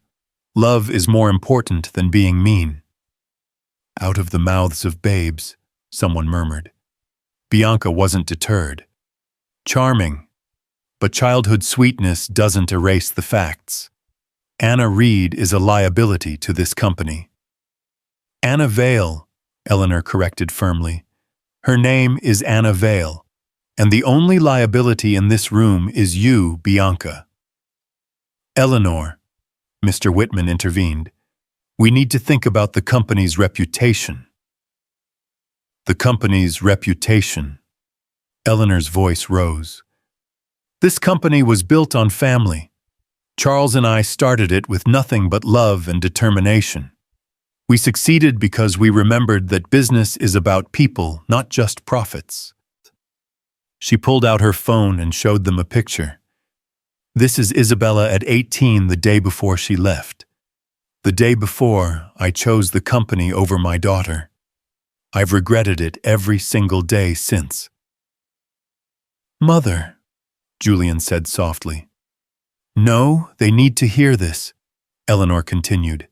You all knew Isabella. You knew how brilliant she was, how kind, how full of life. And I threw her away because she fell in love with someone I deemed unsuitable, someone without money or connections. Sound familiar? She looked directly at Bianca. I was you, Bianca. Cold, calculating, so focused on protecting wealth that I forgot to protect what mattered. and it cost me everything." "This is all very touching," Bianca said, though something flickered in her eyes. "But emotions don't run companies." "No, but people do," Mr. Whitman said suddenly. "And I've heard enough. Eleanor, the board has no say in your personal estate decisions. Ms. Vale is your granddaughter. The DNA test confirms it. What happened in her past is irrelevant to her inheritance." "George," another board member protested. "No, I'm done with this," Mr. Whitman said firmly. "I knew Isabella. I watched her grow up. She used to bring me cookies she'd baked, terrible cookies that I ate every single one of because she was so proud of them. If this is her daughter, then we should be welcoming her, not interrogating her." He turned to Anna. "My dear, I'm sorry for this ambush. Your mother would be appalled at our behavior." "Thank you," Anna said quietly. One by one, the other board members began to nod, murmuring agreement. Bianca stood alone, her support evaporating. "You're all fools," she said. "When this goes badly, remember I warned you." "Noted," Julian said dryly. "Now get out of my mother's home." Bianca left, her heels clicking sharply on the marble. The board members followed more slowly, several stopping to shake Anna's hand and apologize. Mr. Whitman lingered. "Your mother painted a portrait of my wife once," he told Anna. "It hangs in our living room still. Every morning I look at it and remember the joy in Isabella's face as she presented it to us. You have that same joy buried under the worry and fear. Don't let anyone take it from you." After everyone left, the family sat in exhausted silence. Leo had curled up on the couch, falling asleep despite the drama. "I should leave," Anna said suddenly. "This is too much disruption, too much drama. You don't need this in your life." "Don't you dare," Eleanor said fiercely. "Don't you dare let Bianca win. It's not about winning. It's about Leo. He doesn't need to grow up surrounded by people who think his mother is a gold digger and his father was a criminal." "His father was a criminal," Julian said bluntly. "But that's not Leo's fault or yours. You were a victim too." "I should have known better." "You were 19 and alone," Eleanor interrupted. "Isabella would have been proud of how you handled it.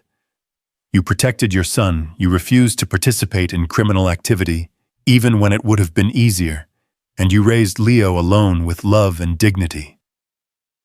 Anna started crying, the stress of the confrontation finally breaking through. "I've tried so hard to be good enough to make the right choices, but my past keeps following me."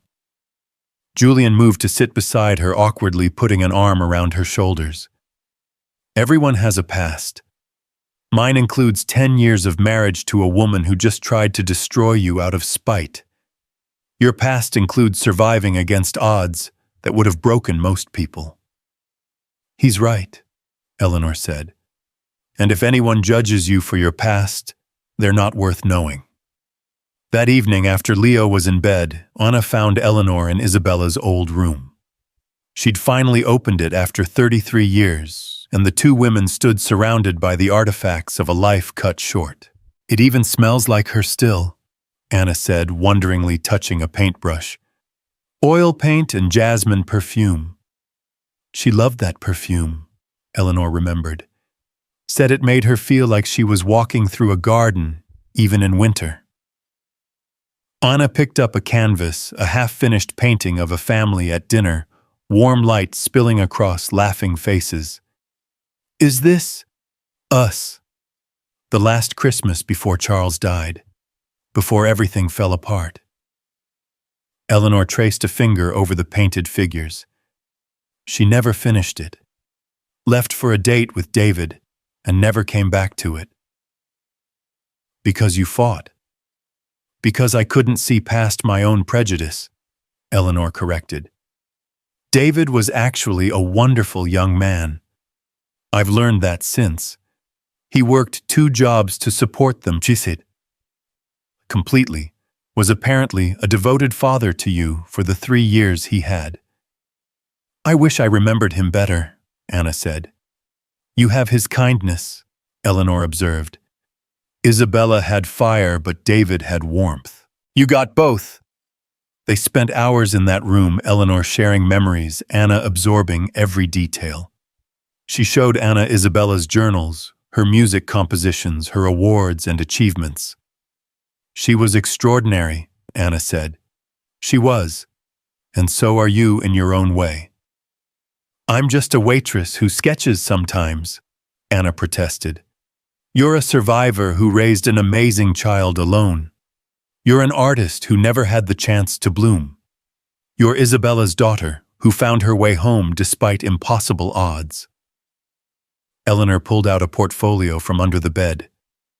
These are Isabella's fashion designs. She wanted to study fashion too. Did you know that? Anna gasped as she looked through the sketches. They were brilliant, innovative, bold, beautiful. These are incredible. There's a scholarship at Parsons in her name, Eleanor said carefully. I set it up after she died. It's never been awarded. I could never find the right candidate. Anna looked up sharply. Eleanor, no, I couldn't. Couldn't study fashion. Couldn't follow your dreams. Couldn't become who you were meant to be. I have Leo, who would love to see his mother happy and fulfilled, who could go to the school's daycare program while you attend classes, who deserves a mother who isn't exhausted from working jobs she hates. Anna fingered the sketches. It's been so long since I even thought about my own dreams. Then it's time to start thinking about them again. Before Anna could respond, Eleanor's phone rang. It was the building's security. Mrs. Vale, there's a woman here claiming to be related to Ms. Reed. She says her name is Margaret Reed. Both women froze. That's impossible, Anna whispered. My grandmother is dead. I was at her funeral. Could it be a relative? Eleanor asked. She didn't have any family left. That's why it was just us. Eleanor spoke into the phone. Can you describe her? Elderly, about 75, gray hair, walking with a cane. She has documentation she says proves her identity. Anna was already heading for the elevator. I need to see her. If someone's claiming to be my grandmother.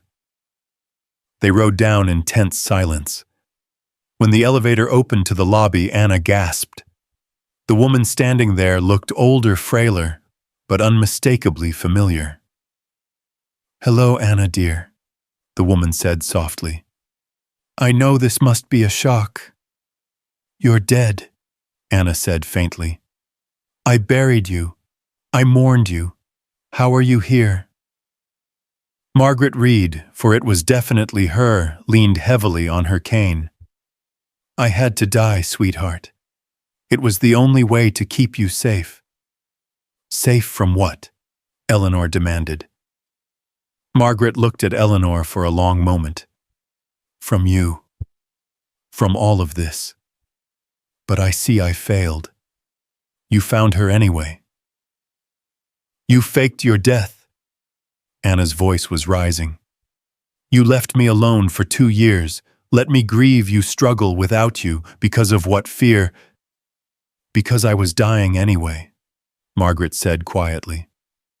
The cancer was real, but I had maybe 6 months left, and I knew once I was gone you'd be vulnerable. So I disappeared, became someone else, watched from afar to make sure you were okay. Okay. I've been working myself to death. I collapsed from exhaustion. I know, Margaret said, tears in her eyes. I've been watching, and when I saw Eleanor had found you, I knew I had to come forward. Why? Eleanor asked coldly. To poison her against me more? Margaret laughed bitterly. You did that yourself 33 years ago. But no, I'm here because Anna deserves the truth, all of it. What truth? Anna demanded. Margaret reached into her bag and pulled out an envelope yellowed with age. The truth about why Isabella really left.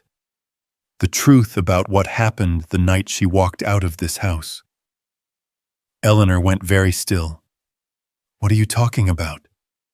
Isabella didn't just leave because of David, Margaret said. She left because of what Julian did. What? Julian had just arrived, having been called by security. What are you talking about? Margaret handed Anna the envelope. Read it. It's from your mother, written the night before she died. With shaking hands, Anna opened the letter. As she read, her face went white, then red, then white again. This can't be true, she whispered. What does it say? Eleanor demanded. Anna looked up at Julian, tears streaming down her face. Did you tell Mom that Eleanor had disowned her permanently? That she'd changed her will to cut Isabella out completely? That there was no point in ever trying to come home? Julian's face went ashen. I was angry. Did you intercept her calls? Anna continued, her voice getting stronger. Did you delete her messages? Did you tell her Eleanor never wanted to hear from her again? Oh my God. Eleanor breathed, sinking into a lobby chair. Julian, what did you do? Julian stood frozen, his carefully constructed world crumbling around him. I was protecting you, he said weakly. She hurt you so badly when she left, so you made sure she could never come back. Eleanor's voice was deadly quiet. You made sure I could never reconcile with my daughter. She called. Julian admitted the words, pouring out like a dam breaking. 6 months after she left. You were in Europe and she called the house. She wanted to come home to talk, to try to work things out. And you told her no? Eleanor said, not a question, but a statement. I told her you were done with her. That you'd said if she left she was dead to you, and you meant it. But I didn't mean it, Eleanor screamed, standing up. I was angry and hurt and stupid, but I didn't mean it, and you knew that. She made her choice, and you made sure she could never unmake it, Anna said. You condemned her to exile. You condemned me to growing up without my family. You condemned Leo to poverty. All because what you were angry, jealous. I was protecting the family, Julian insisted. You were protecting your inheritance, Margaret said coldly. With Isabella gone, you got everything. The company, the money, your mother's full attention. That's not, I didn't. Julian stopped, his face crumbling. Oh God. Oh God. What did I do? He sank to his knees right there in the lobby, the weight of his actions finally crushing him. She called. She called and I sent her away. She tried to come home and I killed her chances. I killed her hope. She died thinking I hated her, Eleanor said, tears flowing freely. She died believing I'd rejected her forever. Because of you. Mother, Don't, Eleanor said sharply. Just don't. She turned to Margaret. Why didn't you tell Anna the truth earlier? Because what good would it have done? Margaret asked. Isabella was dead. You all thought Anna was dead. The truth would have only brought more pain. But you let me think my grandmother abandoned our family, Anna said to Eleanor. I did abandon her, Eleanor said. I abandoned her first. Julian just made it permanent. The four of them stood in the lobby, 25 years of lies and secrets finally exposed. Leo appeared at the elevator, rubbing his eyes. Mommy, I had a bad dream. Anna immediately went to him, picking him up. It's okay, baby. I'm here. Leo looked around at all the upset adults. Why is everyone crying? Sometimes grown-ups cry when they learn something that makes them sad, Anna explained. Like when we found out my goldfish died. Yes, sweetheart. Like that. Leo noticed Margaret for the first time. Who's that lady? Margaret stepped forward slowly. I'm an old friend of your mommy's. Why does mommy look scared of you? Children and their devastating honesty. Margaret's face crumpled. Because I did something that hurt her even though I thought I was protecting her. Did you say sorry? I'm trying to, Margaret said softly. Leo considered this. Mommy always says sorry works better with hugs. He wiggled out of Anna's arms and walked over to Margaret, wrapping his small arms around her legs. Margaret broke down completely sobbing as she carefully hugged the great-grandchild she'd thought she'd never meet. We should continue this upstairs, Eleanor said, ever practical even in crisis. Not in the lobby. They rode up in silence, Leo holding Anna's hand and looking concernedly at all the adults. Once in the penthouse, Anna settled Leo back in bed before returning to face the three people who had shaped her life through their deceptions. So what now? She asked. Where do we go from here? I don't know, Eleanor admitted. Julian's betrayal, I don't know how to process it. I'll leave, Julian said immediately. I'll sign over everything, leave the company, the family.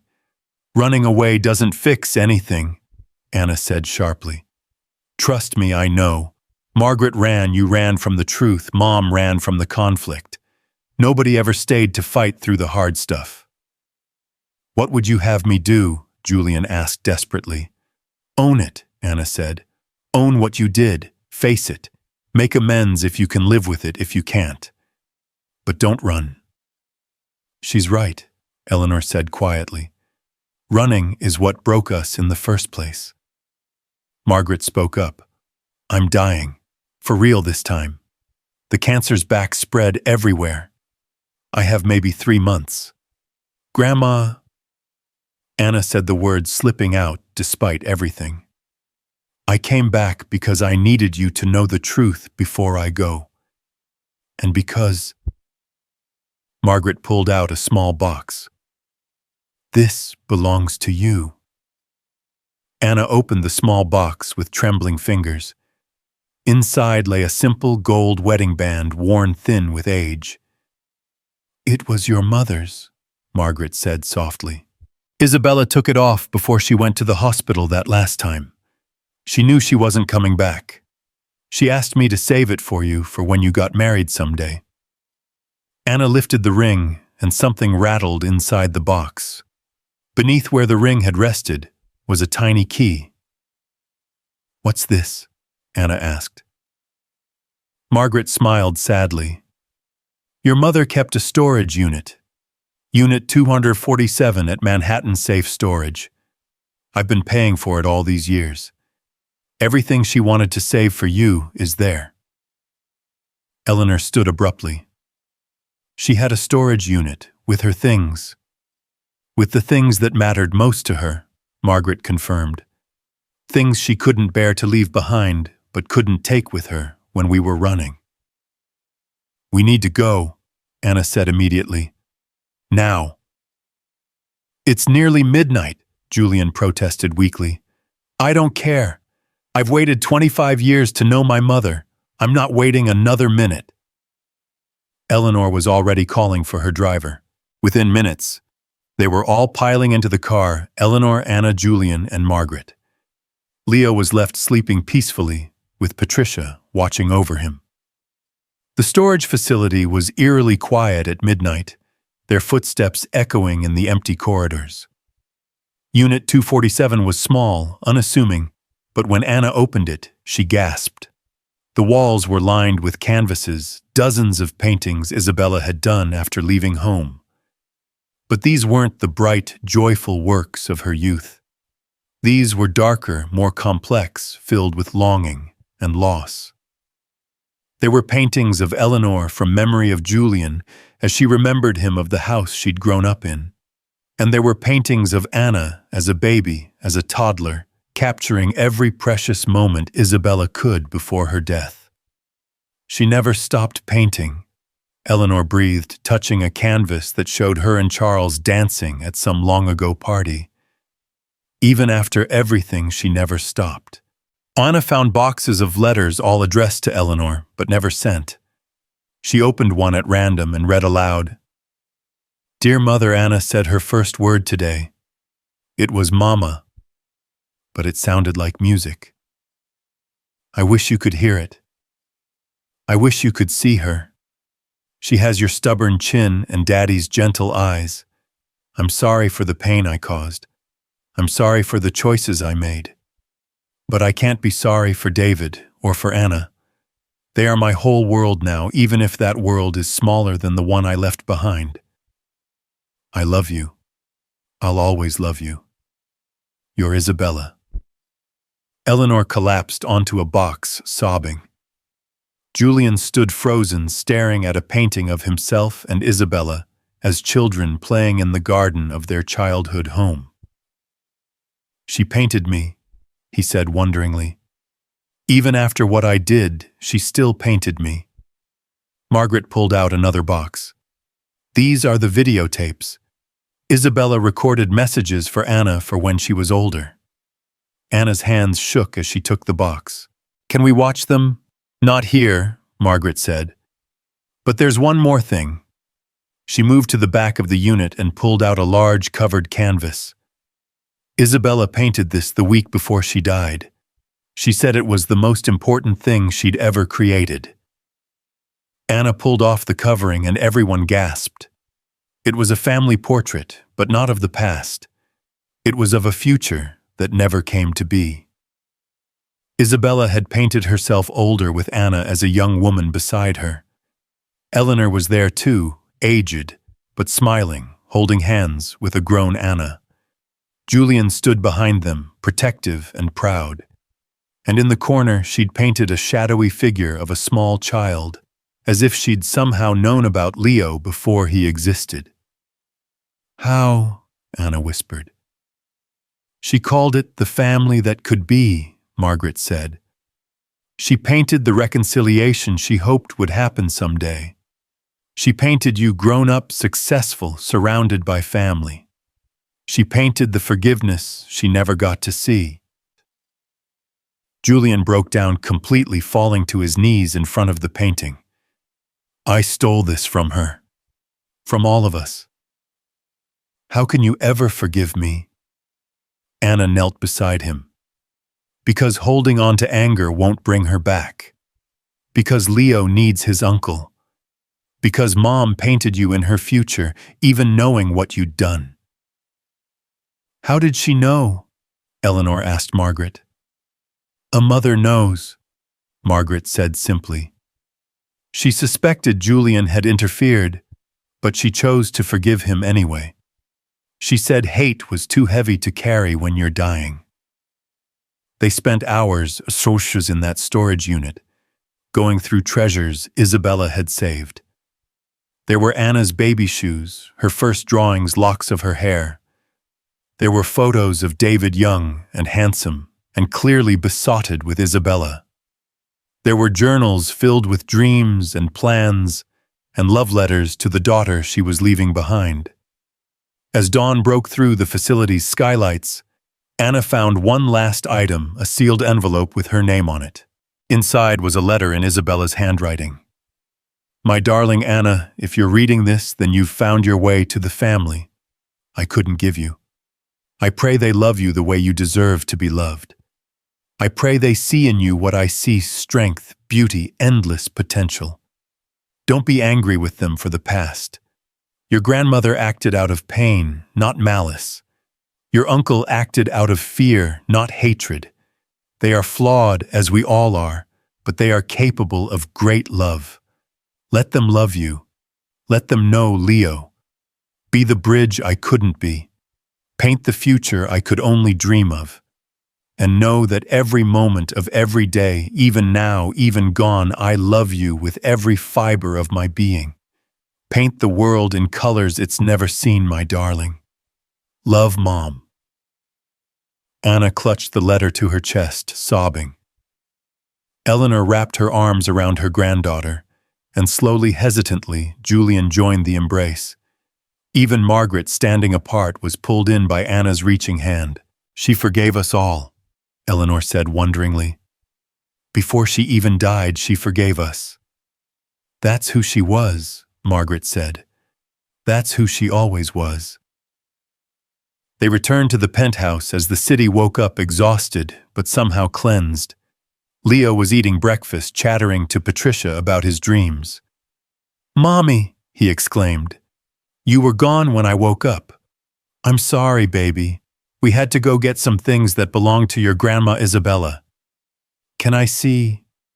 Anna showed him one of Isabella's paintings, a cheerful scene of butterflies in a garden. "She painted like you," Leo said excitedly. "Did she like dinosaurs?" "I bet she would have loved your dinosaurs," Eleanor said, ruffling his hair. As Leo examined the painting, the adults gathered in the kitchen. The weight of the night's revelations hung heavy, but there was something different now, a possibility of healing that hadn't existed before. "I'll resign from the company," Julian said quietly. "Effective immediately." "No," Eleanor said firmly. "Running away isn't the answer.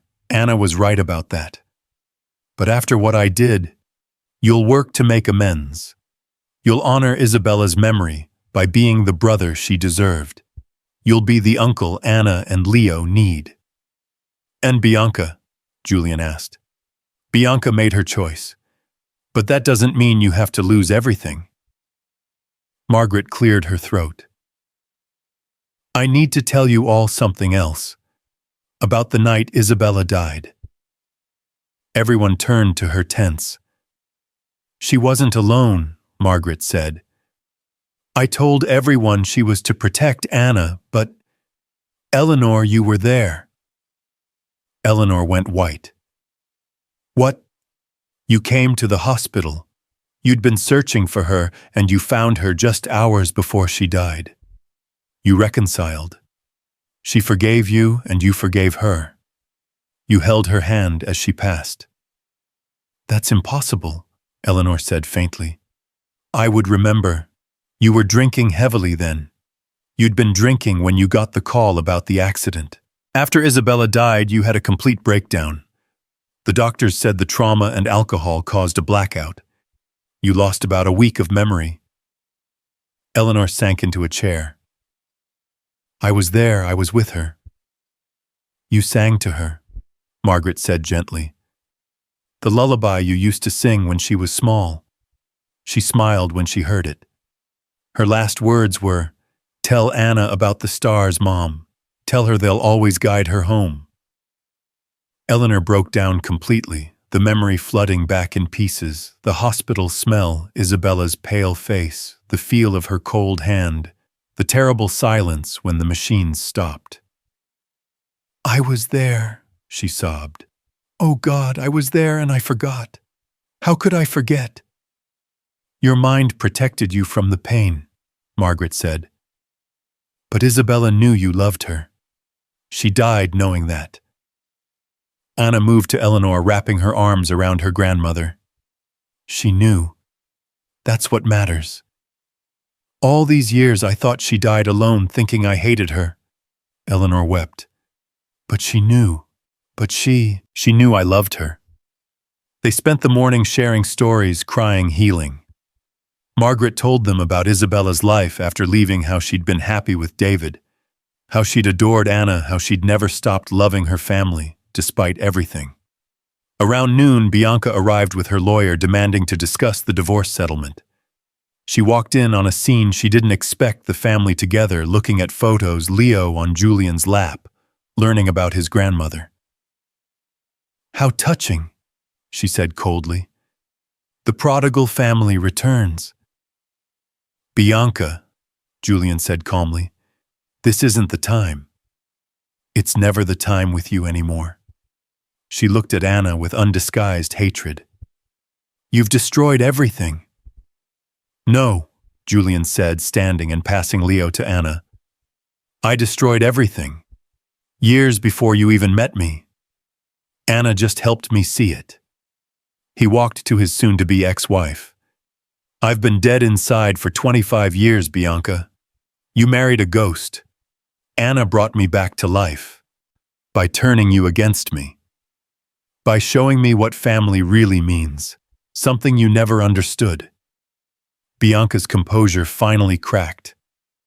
I gave you everything. I was the perfect wife. You were perfect, Julian agreed. Perfectly cold, perfectly calculating, perfectly wrong for someone who needed to learn how to feel again. Feel. Bianca laughed bitterly. Feelings are for people who can afford them. Everyone can afford feelings, Leo piped up. They're free. Despite the tension, Anna smiled. From the mouths of babes. Bianca looked at the little boy, and for a moment something flickered in her eyes, regret perhaps, or longing.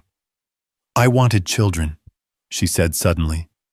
But Julian said we should wait until the company was more stable. Then he said we should wait until the market improved. Then he stopped mentioning it at all. Julian looked surprised. You never said. You never asked, Bianca shot back. You never asked what I wanted, what I dreamed about. You just assumed I wanted what you wanted, money, power, position. Did you want more? Eleanor asked, not unkindly. Bianca stood straighter. It doesn't matter now. She turned to her lawyer. Send the papers. I want this over quickly. As she turned to leave, Leo called out, Wait! He ran to his room and came back with one of his dinosaur drawings. This is for you, so you won't be lonely. Bianca stared at the child, offering her kindness she didn't deserve. Why would you give this to me? Because you look sad, Leo said simply. And drawings make people happy. Bianca took the drawing with shaking hands. Thank you, she whispered, and for the first time she seemed human. After she left, Julian looked at his nephew in wonder. How did you know to do that? Leo shrugged. Mommy says everyone needs kindness, especially mean people, because they're usually just scared. Your mommy's very wise, Eleanor said. The wisest. Leo agreed, then paused. What's for lunch? The mundane question broke the tension, and everyone laughed. As Eleanor called for lunch to be prepared, Anna pulled Margaret aside. Why did you really fake your death? She asked quietly. Margaret sighed. Because I was a coward. Because I saw you killing yourself to take care of me and I couldn't bear it. I thought if I was gone, you'd finally live for yourself. Instead, I just worked harder to survive. I know. I'm sorry. I watched you struggle and wanted to help, but I'd already died. How could I come back? You're here now, Anna said. That's what matters. For however long I have left. Then we'll make it count, Anna said firmly. Over lunch, they made plans. Margaret would move into the penthouse for her remaining time. Anna would start at Parsons in the spring semester. Julian would step back from running the company to focus on healing and building relationships with Anna and Leo. What about the family fortune? Anna asked. It's yours, Eleanor said simply. Yours and Leo's. Julian agrees. I do, Julian confirmed. I've had more than I deserved for too long. I don't want it all, Anna said. Split it fairly. Julian's still family, still Isabella's brother. She would want him provided for. Even after everything, Julian asked. Especially after everything. We're not repeating the past. No more choosing money over family or family over money. We're choosing both together. Eleanor raised her water glass. To Isabella, who taught us all how to forgive even from beyond. To Isabella, they echoed. Leo raised his juice box. To Grandma Isabella and dinosaurs. And dinosaurs. Everyone agreed, laughing. That evening, as the sun set over Manhattan, Anna stood on the penthouse terrace with the Polaris necklace in her hands. Eleanor joined her, followed by Julian and Margaret Leo running between them. Mom painted this view, Anna said, looking out at the city, in one of the storage unit paintings. She stood right here and painted it. She loved this view, Eleanor remembered. Said it looked like stars had fallen to earth and were trying to find their way back to the sky. Anna opened the necklace's hidden compartment, looking at the tiny photo of Isabella and Eleanor. She kept you with her always. And now you'll keep her with you, Eleanor said. Anna clasped the necklace around her neck, the star catching the last rays of sunlight. The North Star, she said softly, to guide us home. You are home, Eleanor said firmly. All of you, this is your home now. Leo tugged on Anna's hand. Mommy, look. The first star. They all looked up at the darkening sky where Venus had appeared. Make a wish, baby, Anna said. Leo closed his eyes tight, his little face scrunched in concentration. I wish Grandma Isabella could see us all together. She can, Margaret said softly. I believe she can. As if in response, a warm breeze swept across the terrace, carrying the faint scent of Jasmine Isabella's perfume. They all stood still, feeling her presence, the family she'd dreamed of, finally united. Tell us another story about her, Leo requested, settling into Eleanor's lap. As Eleanor began another tale of Isabella's childhood adventures, Anna looked around at her family, broken healing, but hers. The journey to this moment had been painful, filled with secrets and lies and losses. But they were here now together, carrying Isabella's love forward into a future she'd painted in her dreams. Julian reached over and squeezed Anna's hand. Thank you, he said quietly, for forgiving what doesn't deserve forgiveness. Mom taught me that, Anna replied. Through her paintings, her letters, her love, she never stopped believing in the family that could be. And now we are, Eleanor said, pausing in her story. The family Isabella always believed we could become. Margaret, sitting quietly in her wheelchair, now weak but present, smiled.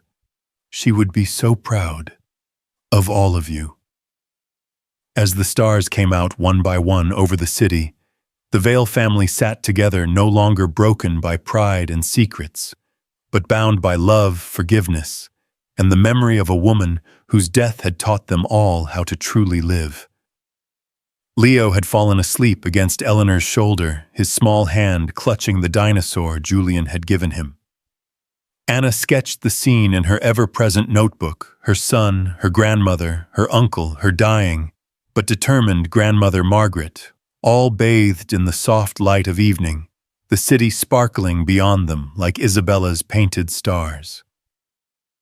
What are you drawing? Julian asked softly. The family that is, Anna replied, showing him the sketch. The one Mom always dreamed of. It's beautiful, he said, and meant it. It's real, Anna corrected.